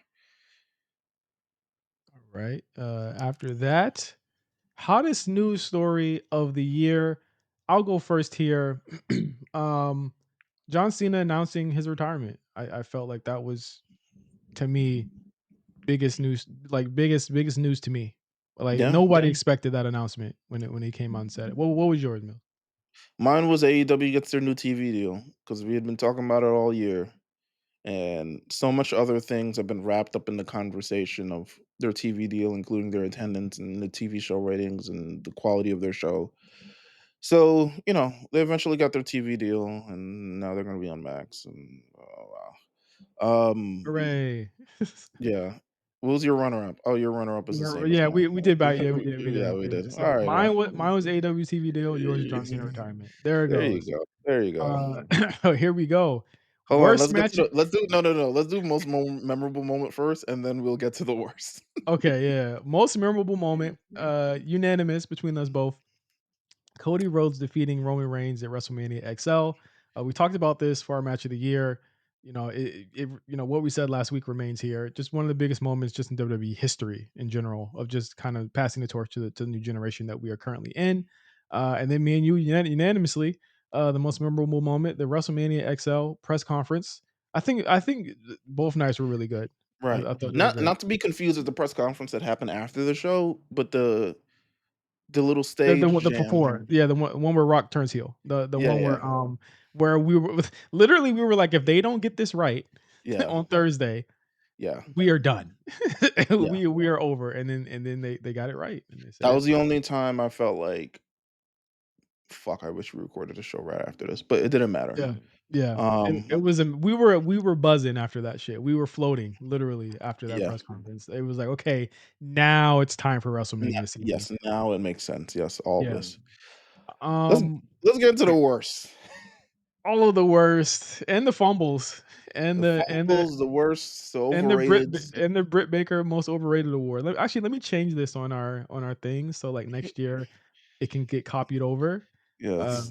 Britt Baker. So this would be the inaugural winner. Britt Baker Yeah, Most Overrated the Britt Baker Award. DMD. Yeah, the Britt Baker Most DMD. I hope we never have her on this show because we're She's gonna gonna come to WWE and we're gonna be such butt munchers because we're I'm gonna be like, not "Oh my though. god, it makes sense here." It's like, No, "Damn, she's nah. wrestling so much better now." Imma have to Um, see it. Imma have to see it because I didn't even wow, the munch on PC Jade. does work. Oh my god. I didn't even munch on Jade, bro. We're gonna have to see something. You got to show me something. But worst match of the year, Whew. I'm gonna go first, and this is also your runner up, so we'll just collide these into two. Yeah, I Uh, think we got the same idea in a sense. Uso versus Uso at WrestleMania XL. Whew, I PU. I have never been I have never eaten more crow in my life than I had the days before this match started or this match happened when we did the prediction show. And I said, they got the potential, man. I don't know. And you were like, I don't know, Justin. This doesn't seem like it'll be good. And I said, no, no, no, man. It's story. It's a year of story. They got a lot to do. And then you got 10 minutes of these niggas super kicking each other in the face. And Uh then trying to tell us that both trying to be their little Roman Reigns, add their little Roman Reigns flair to it. And then they did super kicks, spears, and splashes, and Eh, then it just turned out that Jey Uso's stomach was bigger and it kept him down longer. So yeah, yeah, yeah. I will gladly eat crow here and say I was wrong, and this match was terrible, and Lil Wayne was even worse when he came out with Jay. So a low point to me on a stellar card. It was the worst match of the weekend, and that says a lot. Oof. That says a whole lot. P Um, fucking you. what was your winner of worst match of the year? It cannot be understated how bad this match was. I watched it back. I didn't watch it the first time. I didn't even watch it on the show, but then I watched it back. And I was like, oh my God, this is terrible. Britt Baker versus Mercedes Monet at All In. Mm, Boy, the the hype did not meet the value. The hype did not mean anything. Boy, they came out and they stunk it up. mm. Oh my god. Um, just bad chemistry. Britt just not being athletic or fast or really anything good in the ring. And on the biggest stage of them all, this was just a bad look entirely. Um, luckily Mercedes has been on TV after this to sort of rehabilitate everything afterwards. Brit has not. Britt has not though. It's easy to see Britt, who they the, st- blame. the stink is still there. Yeah, it's very easy to see who they blame for this match by who's on TV and who's not. Right. Oh Like, my god, greatest match of the weekend. Oh, they had it twice. Oh my god. And yet Britt is just doing DDP yoga videos and chilling. Jesus. Um, My runner up, and I almost feel like I'm being too nice here. You know what I'm saying? With what they gave. oh, 'Cause that's rich. Ricochet versus Will Ospreay on AEW Dynamite. Uh, You gave the match away on TV mhm. within a month of Ricochet being there with Mhm. no story other than I'm Kobe Bryant with it All right. and all of that. The match happens. It is to me a slower and like just less magnetic and intuitive and cool version of what they did 10 years prior. This was just like a fucking I don't even know what they were trying to do here. They not where they were 10 years ago, so I don't even know why they attempted to have the same fucking match. Me either. Me either. You're telling me, buddy, because I have no clue why they did that. So they go through the motions, and then when the finish starts, you get the most overbooked WCW fucking match I've ever seen in my life. You get Ricochet, and I think there's a Takeshita fucking showed up. yeah. His Takeshita showed up and just said, "Fuck it, the match is Yeah. over." So this is the rare occasion where a match didn't help anybody. No one got over and nobody got helped from this match, and So essentially it just wasted everybody's time. so I think both of these men, and I think what we've learned from this match is that both of these men have evolved greatly from being just the flippy guys from 10 years ago. And I don't think they needed to go back to that to kind of remind people or introduce this on a national stage on television. I think they should have the matches that in the skill set that they've evolved with over the past decade. Because Ricochet himself in WWE, while he's one of the most incredible high flyers, he has so much more to his game now, and the same goes for Will Ospreay. You know what I'm saying? Um, Will Ospreay's finisher is not a fucking corkscrew moonsault. Mm. It's evolve. It's he's hidden blade, tiger driver, all this other stuff that he's incorporated within his moveset. They are not the same people that they were 10 years ago. I think they should stop attempting to give us the match that they had 10 years. I think the last match they had, the little collision joint. I think they There's learned from it a little bit. they were still doing it though. They were still Yeah. doing a lot of that shit. They were still doing it. I saw it. They're still doing it. He's backflip into the pose. Yeah. Yeah, they're still doing it. So I don't necessarily feel you there, but I think that I put it up in the worst, not because of the performances, bro, but because we know that these 2 guys are we know what they're good at and they're better than this. Let's be I real. agree. They're both better than this, and they did not prove that on that night. It was just pretty bad all around. Um, everyone's favorite worst wrestler of the year, male Oof. slash female. Right. I'll go first. I'll go with John Moxley and the males. I think he gave absolutely nothing this year. He is, without a doubt, in my opinion, one of the worst wrestlers I've ever seen in my life. He is fucking awful. All right. He's the world champion. It goes without saying how fucking terrible he is at just the basics of wrestling, and people fucking eat it up. I do not understand it. I will never get it. And that's where I stand on it. For the females, for the women, I'll say Britt Baker is the worst wrestler, and that is a this is a year where Jade Cargill, you know, was barely better than a PC wrestler at this point.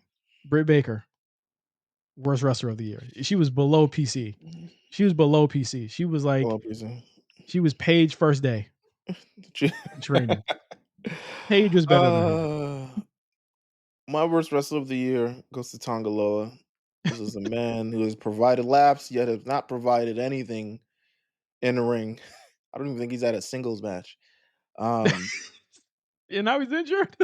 he is somehow worse than he was when he was cosplaying a Mexican. Um, He is somehow injured. He is he's some legitimately somehow injured right now. he tore his bicep at home, bro. Trying to turn on the grill or some shit like that. He tore that shit at home, bro. He didn't look like he was ready to go in the match. Um, and yes, my women's worst wrestler is Britt Baker. She has Uh, moved on from the overrated to just terrible. to just outright bad. Yeah. My runner ups were Raquel Rodriguez, which Fair. is sad, very sad because she just got back. Yeah, sad. She legitimately just Accurate. got back, and she gives me nothing every single week. Give us Well, nothing. well, I was first to the Raquel Rodriguez gives us nothing train. Um, Well, so I you feel know like a what? pioneer. Whoop de fucking do. All right. And my second runner up here is Hook, one of the Yeah. objectively one of the worst male wrestlers Oh on the yeah, planet. man. Listen, he had a match with Samoa Joe for the world championship. That was supposed to be the moment. It gave nothing. That kid needs he Mills sorely needs some type of structure in his life, and Yeah. he is not getting it there. And I don't see how his daddy doesn't see that. I do not understand it at all. Well, maybe he's getting lessons from Dame Dash since he's dating Dame Dash's daughter. That might be what that might be his fucking issue, is that he too worried about Dame Dash daughter. Dame Dash daughter. Hashtag Dame Dash daughter. Yeah. My runner-up is Chris Jericho. Just I don't Self-suspension. need yeah, we don't even need to tell you. He will And probably then always be on this in some way, shape, or form every year. yeah. And then my runner-up, someone who may always be on it for this year for me, Blair Davenport. Blair Davenport is bad. Alright, Just alright, bro. Blair Davenport gave us nothing this year. Had a feud with Naomi, out here making Naomi look sick. Oh my god. Put on speed, had this another bad match with Naomi. There I was like, all right, bro, let's figure this out. They tried. Can't Yeah. say they didn't try. Well, I hope she gets a rebrand because it's only gonna get worser. for her as these people start showing up in the on the show Yeah, again. let her dye her hair, let her do something. She needs a rebrand heavy. Like the entire from the ground up. Yeah, You know what I'm top to saying? bottom. She needs a character. I think that's really the issue is that she has 0 character, Yeah, whatsoever, and, it's a detriment, as you can see. Like, she got nowhere, and that was somebody I thought could come out of this and really show us what it is, and, I mean, we're seeing now Lyra Valkyria, they're starting to heat her up again, and show her doing some things, and Blair is nowhere to be found. So, shout out to I Lyra.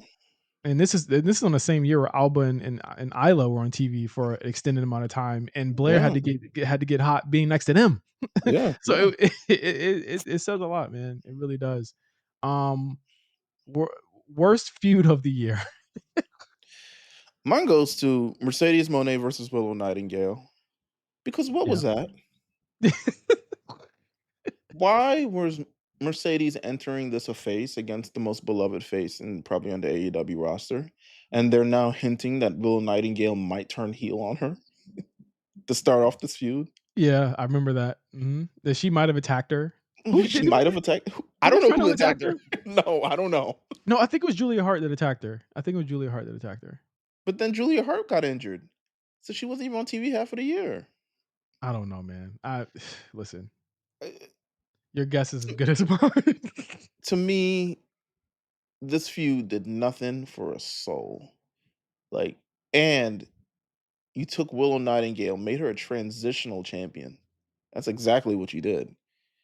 They Who gave her did the that? belt just to lose it to Mercedes. Mercedes entered AEW with Julia Hart as champion. Oof. They made Willow Nightingale the champion so that Mercedes could come out and point to her at the end of the pay-per-view, like, "Bitch, you next." Um, they have the match. It's not even that good. And she unceremoniously takes the championship away from her, and that is that. That is the end of Willow Nightingale's run. That's the end of his chapter. That's who you decided to name your company after, type vibes. Man, Rockefeller Um died of AIDS. Not true, by the way. Not true, by the way. That it's was the end of beef. his chapter. There were so many people that would try to say "Well, he's talking about a different Rockefeller." Like, nah, I don't think that I don't think that's true either.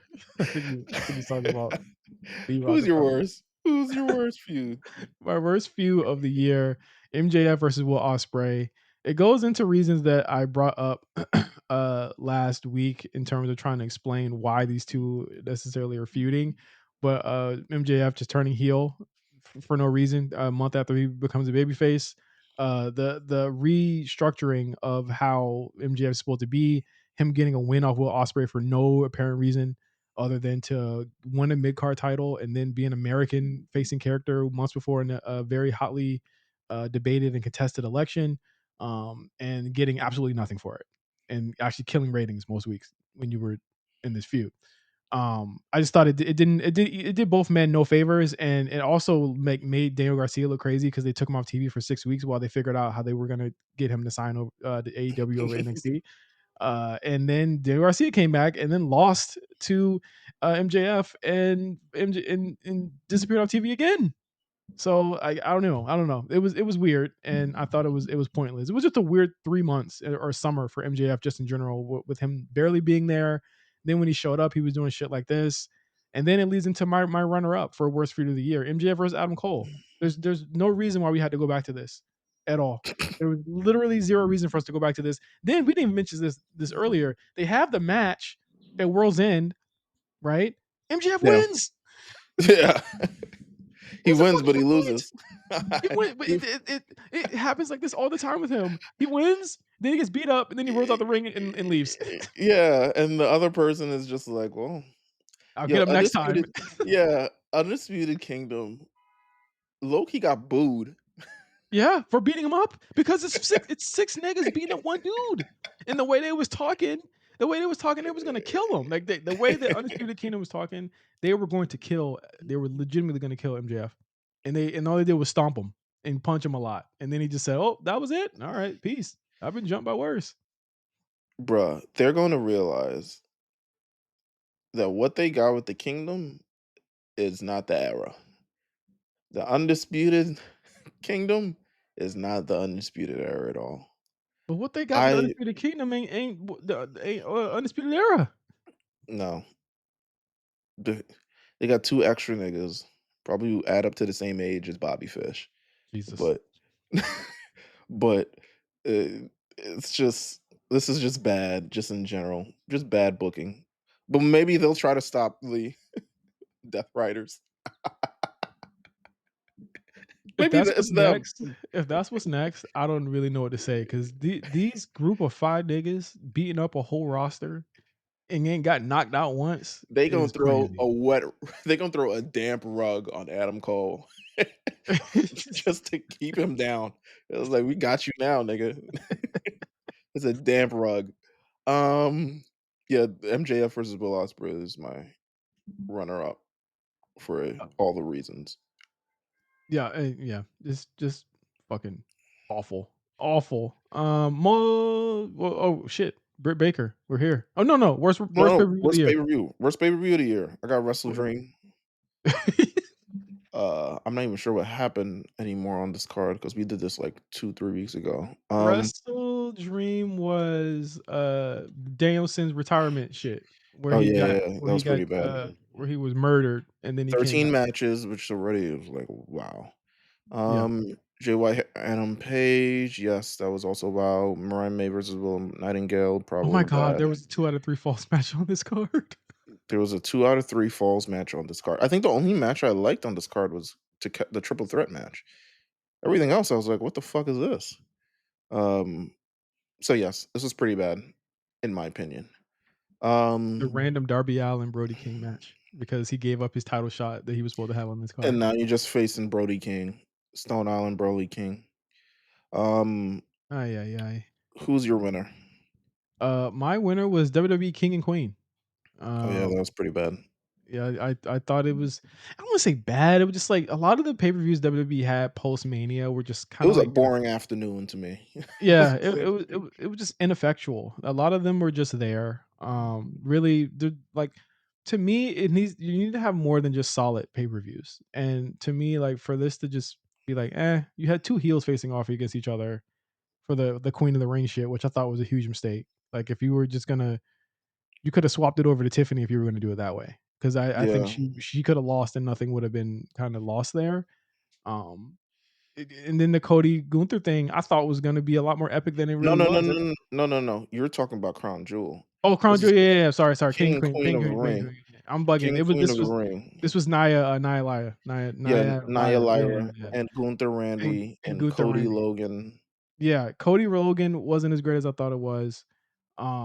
And again, it's a one match show. Gunther and Randy was one of my favorite matches of the year, but it was saddled with a very like whatever pay per view, and I thought that it was like again, you got to get your Logan matches in, but like Jesus Christ, bro, like it was just boring. And again, like it's just, you need more than solid.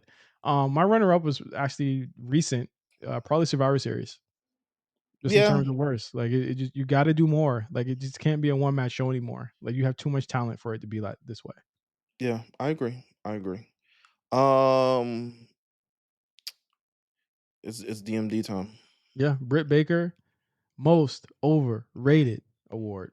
Um, I'm gonna go first. I'll go with Kazuchika Okada, one of my favorite wrestlers of all time. I think Whew. it's time to admit that he's washed. He's fucking washed. And I need people to stop lying to themselves. Like we got the real Okada back. No, you're never gonna get the real Okada back. He's gone. Like They got that he's stepped on. yeah, he's legitimately gone. And I had never noticed. And at the time, I was like, "Damn, this is actually a big get for AEW." But I did not realize how depleted he was until he got there. Yeah, And again, this is years and years and years of just the taxing style that he had done on his body for years since he was a youngster. And you really see it here. You really see it in the matches that he has. He moves like at half speed. He doesn't really he's not as explosive as he used to be, right? Like he's just he like probably hates the flights. He's probably like, "I gotta fly how many times now? Oh god yeah, bro. Like damn it." he just doesn't feel like, you know, Premium. premium. Yes, that's the perfect word for it. He doesn't feel premium. He does not feel like they're getting, you know, the bang for their buck here, and I think that's really the main issue I got with Okada and AEW. I do not think that this has been, um, a success in the least bit. My my most overrated, actually, my most Britt Baker DMD most overrated award recipient of this year, John Moxley. Mhm. While you would call him the worst, I call him the most overrated because there are people who think he's actually good. He will Newsflash, he is not. yeah, Um, he will never be good at he all. is not a. He doesn't look like a. But at worst, at once when he seemed like a champion that would bail out this company multiple times, now that he has creatively he has creative input into things that he's doing, you see is he is nothing more. I think Coral said it best. Um, do I want to say this? Because he's actually had drug problems. He's a crackhead. Oh my Um, god. that's what Coral said. Um, yeah, no, he's it's just bad. He's just overrated in terms of like thought. Um, just what he delivers to this everything, like, I can't think of a thing that he has done well to contribute to this year. It seemed like he was out for a large part of the year. Yeah, For what reason, we don't know. He just wasn't there. and he And showed then up a he heel. yeah, and wins And the we world s championship. and we still don't know why he is a heel. We don't know why. Hold on. It's just like, Shout we out to we Coral. we legitimately do not know why he's a heel. The explanations are not good enough for me, at the very least. But, he's a confounding storyline, just in general, of just, like, what the fuck is going on, and it is actively hurting the company at this You're point, and gonna they look back will 6 months and we're gonna be like, "This was terrible." yeah. Like, we legitimately like, it's crazy that they have not changed course on this already, considering what it's doing to their ratings and what it's doing to just general fan perception. Like, I do think that there's a certain subset of AEW fans that are turning on this, Yes. and they should stop doing it if that's the case. Like, they are usually really good at giving their fans what they want, and they are not doing that in this sense because you're not even getting like the matches that they fucking love. They're getting Moxley matches, and I think that's a detriment to them. Um, my runner-up was Jacob Fatu. It's a hot take. Yeah, no, I fuck with it. I fuck with it. I fuck with it. Uh, because he hasn't really shown us anything yet. Hasn't really done anything yet, Yeah, but he's being like, could he beat Roman?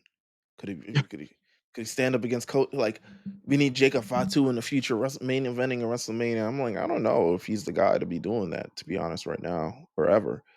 Um, what his gimmick right now is working because he doesn't really have to do much. Yeah, it doesn't have to talk or anything.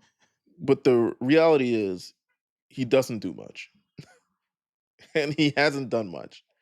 And yeah, he's just lauded, and I don't, as someone who have seen very seldom Jacob Fatu matches, if it's just that he's a Samoan that can who can jump and leap and hit a splash, We have several yeah, we've seen in this him company. all over. All of the clips, like, there's that remember that clip where, like, where he says, "Oh, dog walk your bitch ass," and everyone keeps Yeah, posting that, and I'm just like, "Well, how is what is this yeah, giving?" yeah. What is this giving? Like, I think again, he's literally like 2 words away from saying "nigga" every time. he better not. He I don't better care where not, you're but from. I I'm don't know I'm where you're sure there's from. a clip on the internet where that nigga is nigging it up, but it is what it is. Um, who's your runner up, Justin?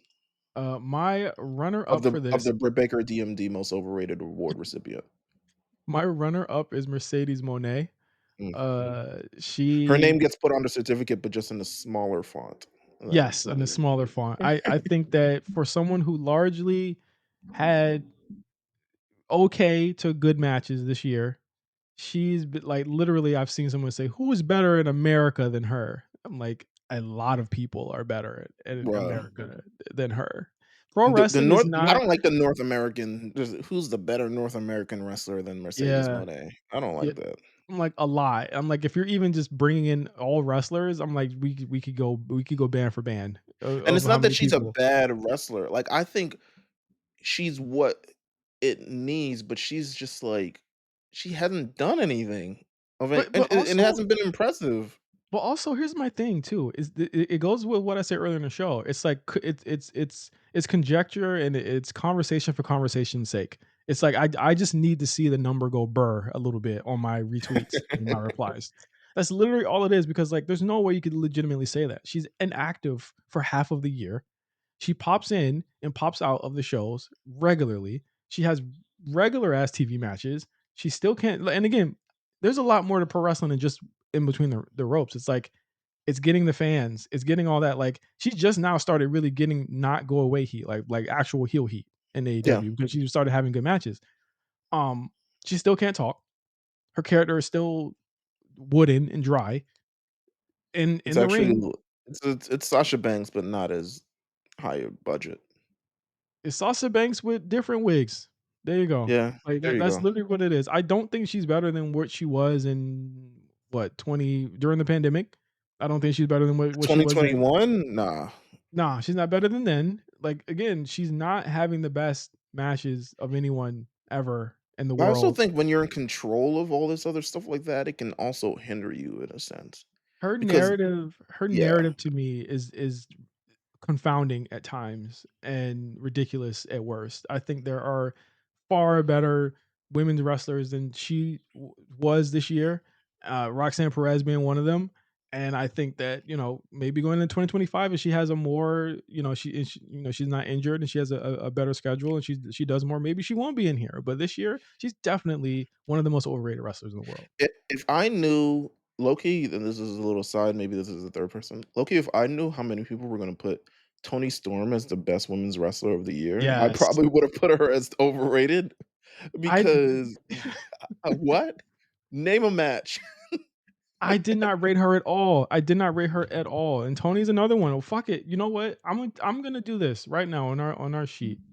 I'm gonna put Kazuchika Okada slash Tony Storm on my list right here Yeah, because if because I knew people were going to put her as the best women's wrestler of the year in any company, I would be like, "You dead ass?" if there was no accolades for because I feel like it's always like we got to give this company one and this company one. It's like no, you can tell the truth. Like you can tell the truth. Swerve didn't have a better year than Cody. You know what I'm saying? Mercedes didn't have a better year than fucking Cody. You know what I mean? Like people did some fuck all that. Didn't have a better year than Gunther, who I feel Yeah, like gets left out of these conversations quite a bit. yeah, I agree.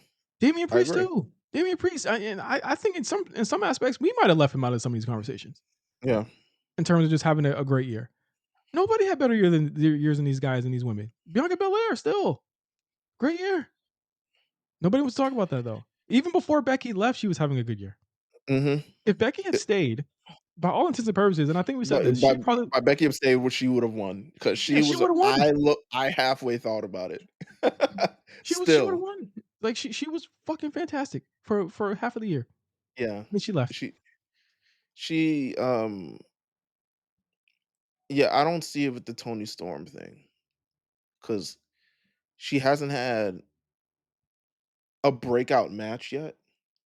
Her gimmick was, like, funny, but also sometimes also felt inconsistent. Small room Y gimmick. yeah, and it's even smaller now. Um, Mhm. but yeah, I mean, this was all the build up of the match with Mariah May, and it just kinda had I don't know what other matches that were there that we were supposed to go crazy about. If it's I the gotta full package, I don't even think she's the best person at the full package. no, no. I do not understand. Like I said, confounding for these two, and it happened all year, Meals. And I mostly stay isolated from a lot of it, but like seeing them pop up in lists when Yeah, I'm I was like like, "What?" I don't understand over EO, over Bailey, over I don't think she's had better Roxanne. matches than Naomi this year. The exact bro, Nia Jax again. Like like again, if the discourse was more honest about AEW, where they could just say they have good wrestlers, not great defining aura genre busting wrestlers, like I think we would be a lot more fairer to them. But I think what happens is this discourse makes us be more harsher to them Yeah, in that sense because we're waiting to see what it is. We're waiting to see what it is. I don't think there's many women this year that had the campaign Roxanne Perez did. I don't think there's many women this year that were more over than Rhea Ripley. I don't think there was more women that did more than Liv Morgan. Those are your top 3.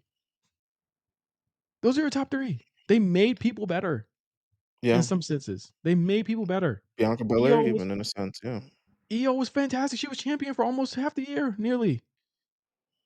Like, what are you saying? She had one of the best. She literally Cody and Roman had to follow them. Bayley and I don't EO. I don't think people realize also how good Bianca Belair is now because she's been in the tag team, Yeah. but all of her singles matches this year have fucking been amazing. Her and All EO of them. again. All of them. Yeah. Bro, I just don't believe that Tony has the juice. And I don't think Mercedes, as great as she is, she's had good matches. But the level of talent Meals is lower Yeah. than what she was, save for Vicaire, who a lot of people are really kind of just not getting into, myself included. The level of talent was lower for her most of the year. Julia Hart, Chris Statlander, who's good, but she's not there yet. She's not No. there yet. And I don't think she's being helped where she is. Her and Willow. I don't think they're being helped. But yes, that was the DMD Overrated Award. We're down to our last one. This is the biggest fumble. And I mean it goes into what we were just talking about. For your winner, Mills, you have Willow Nightingale, Chris Statlander for biggest fumble. Man, what a fumble.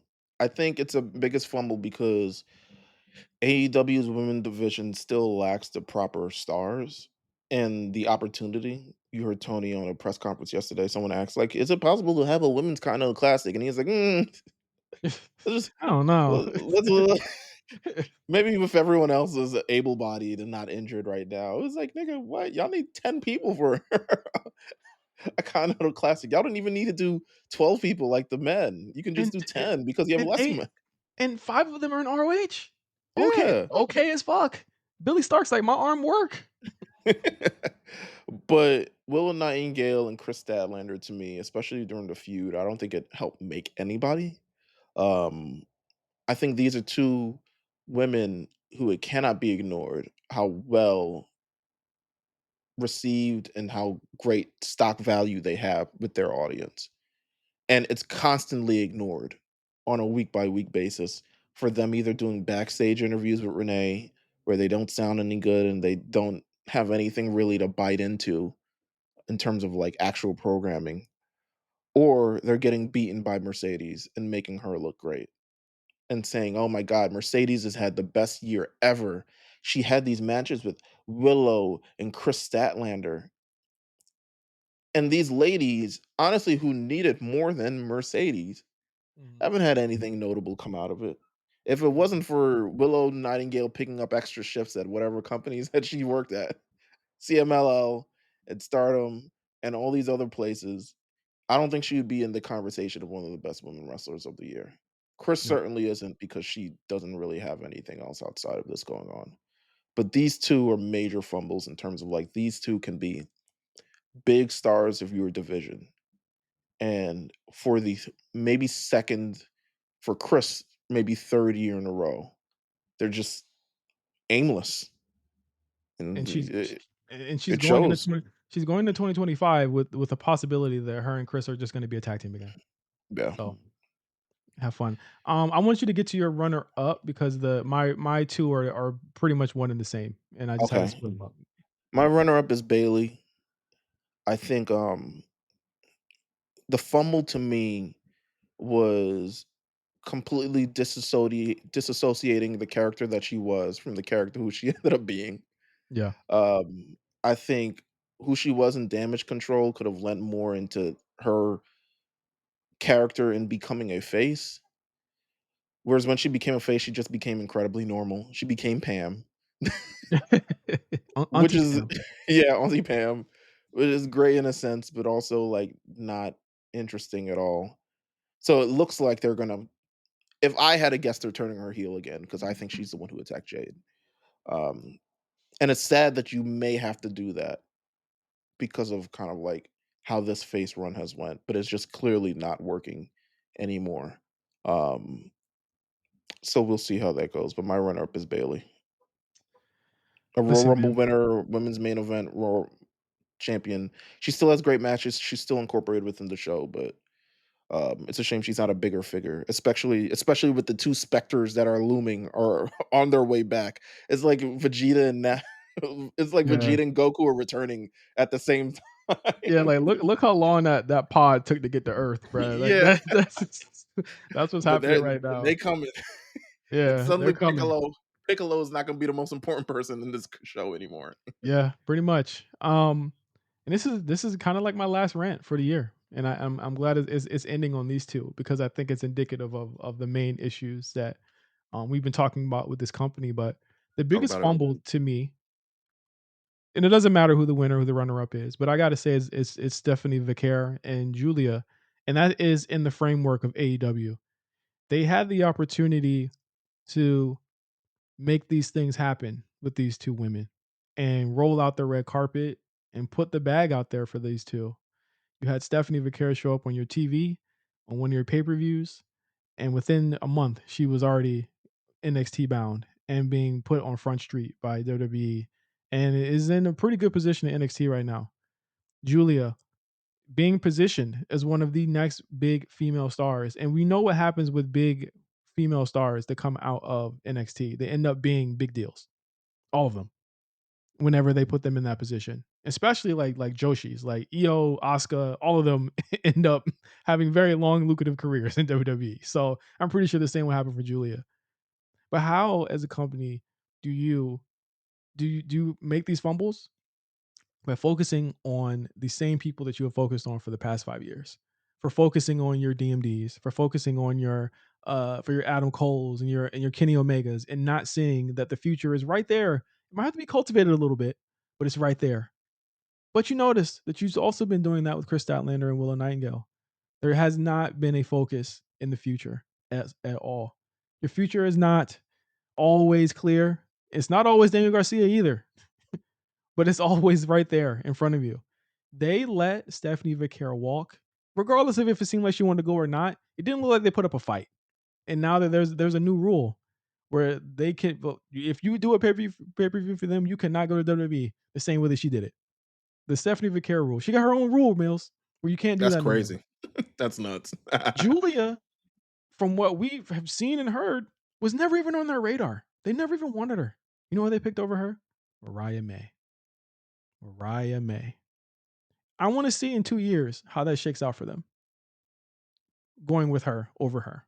They don't have any premier Joshi talent on AEW. They come in and they make little spot appearances, but no one actually signed to AEW. Because I guess the biggest Joshi you have is Mercedes Monet, who I guess, again, greatest wrestler That's of all funny as time.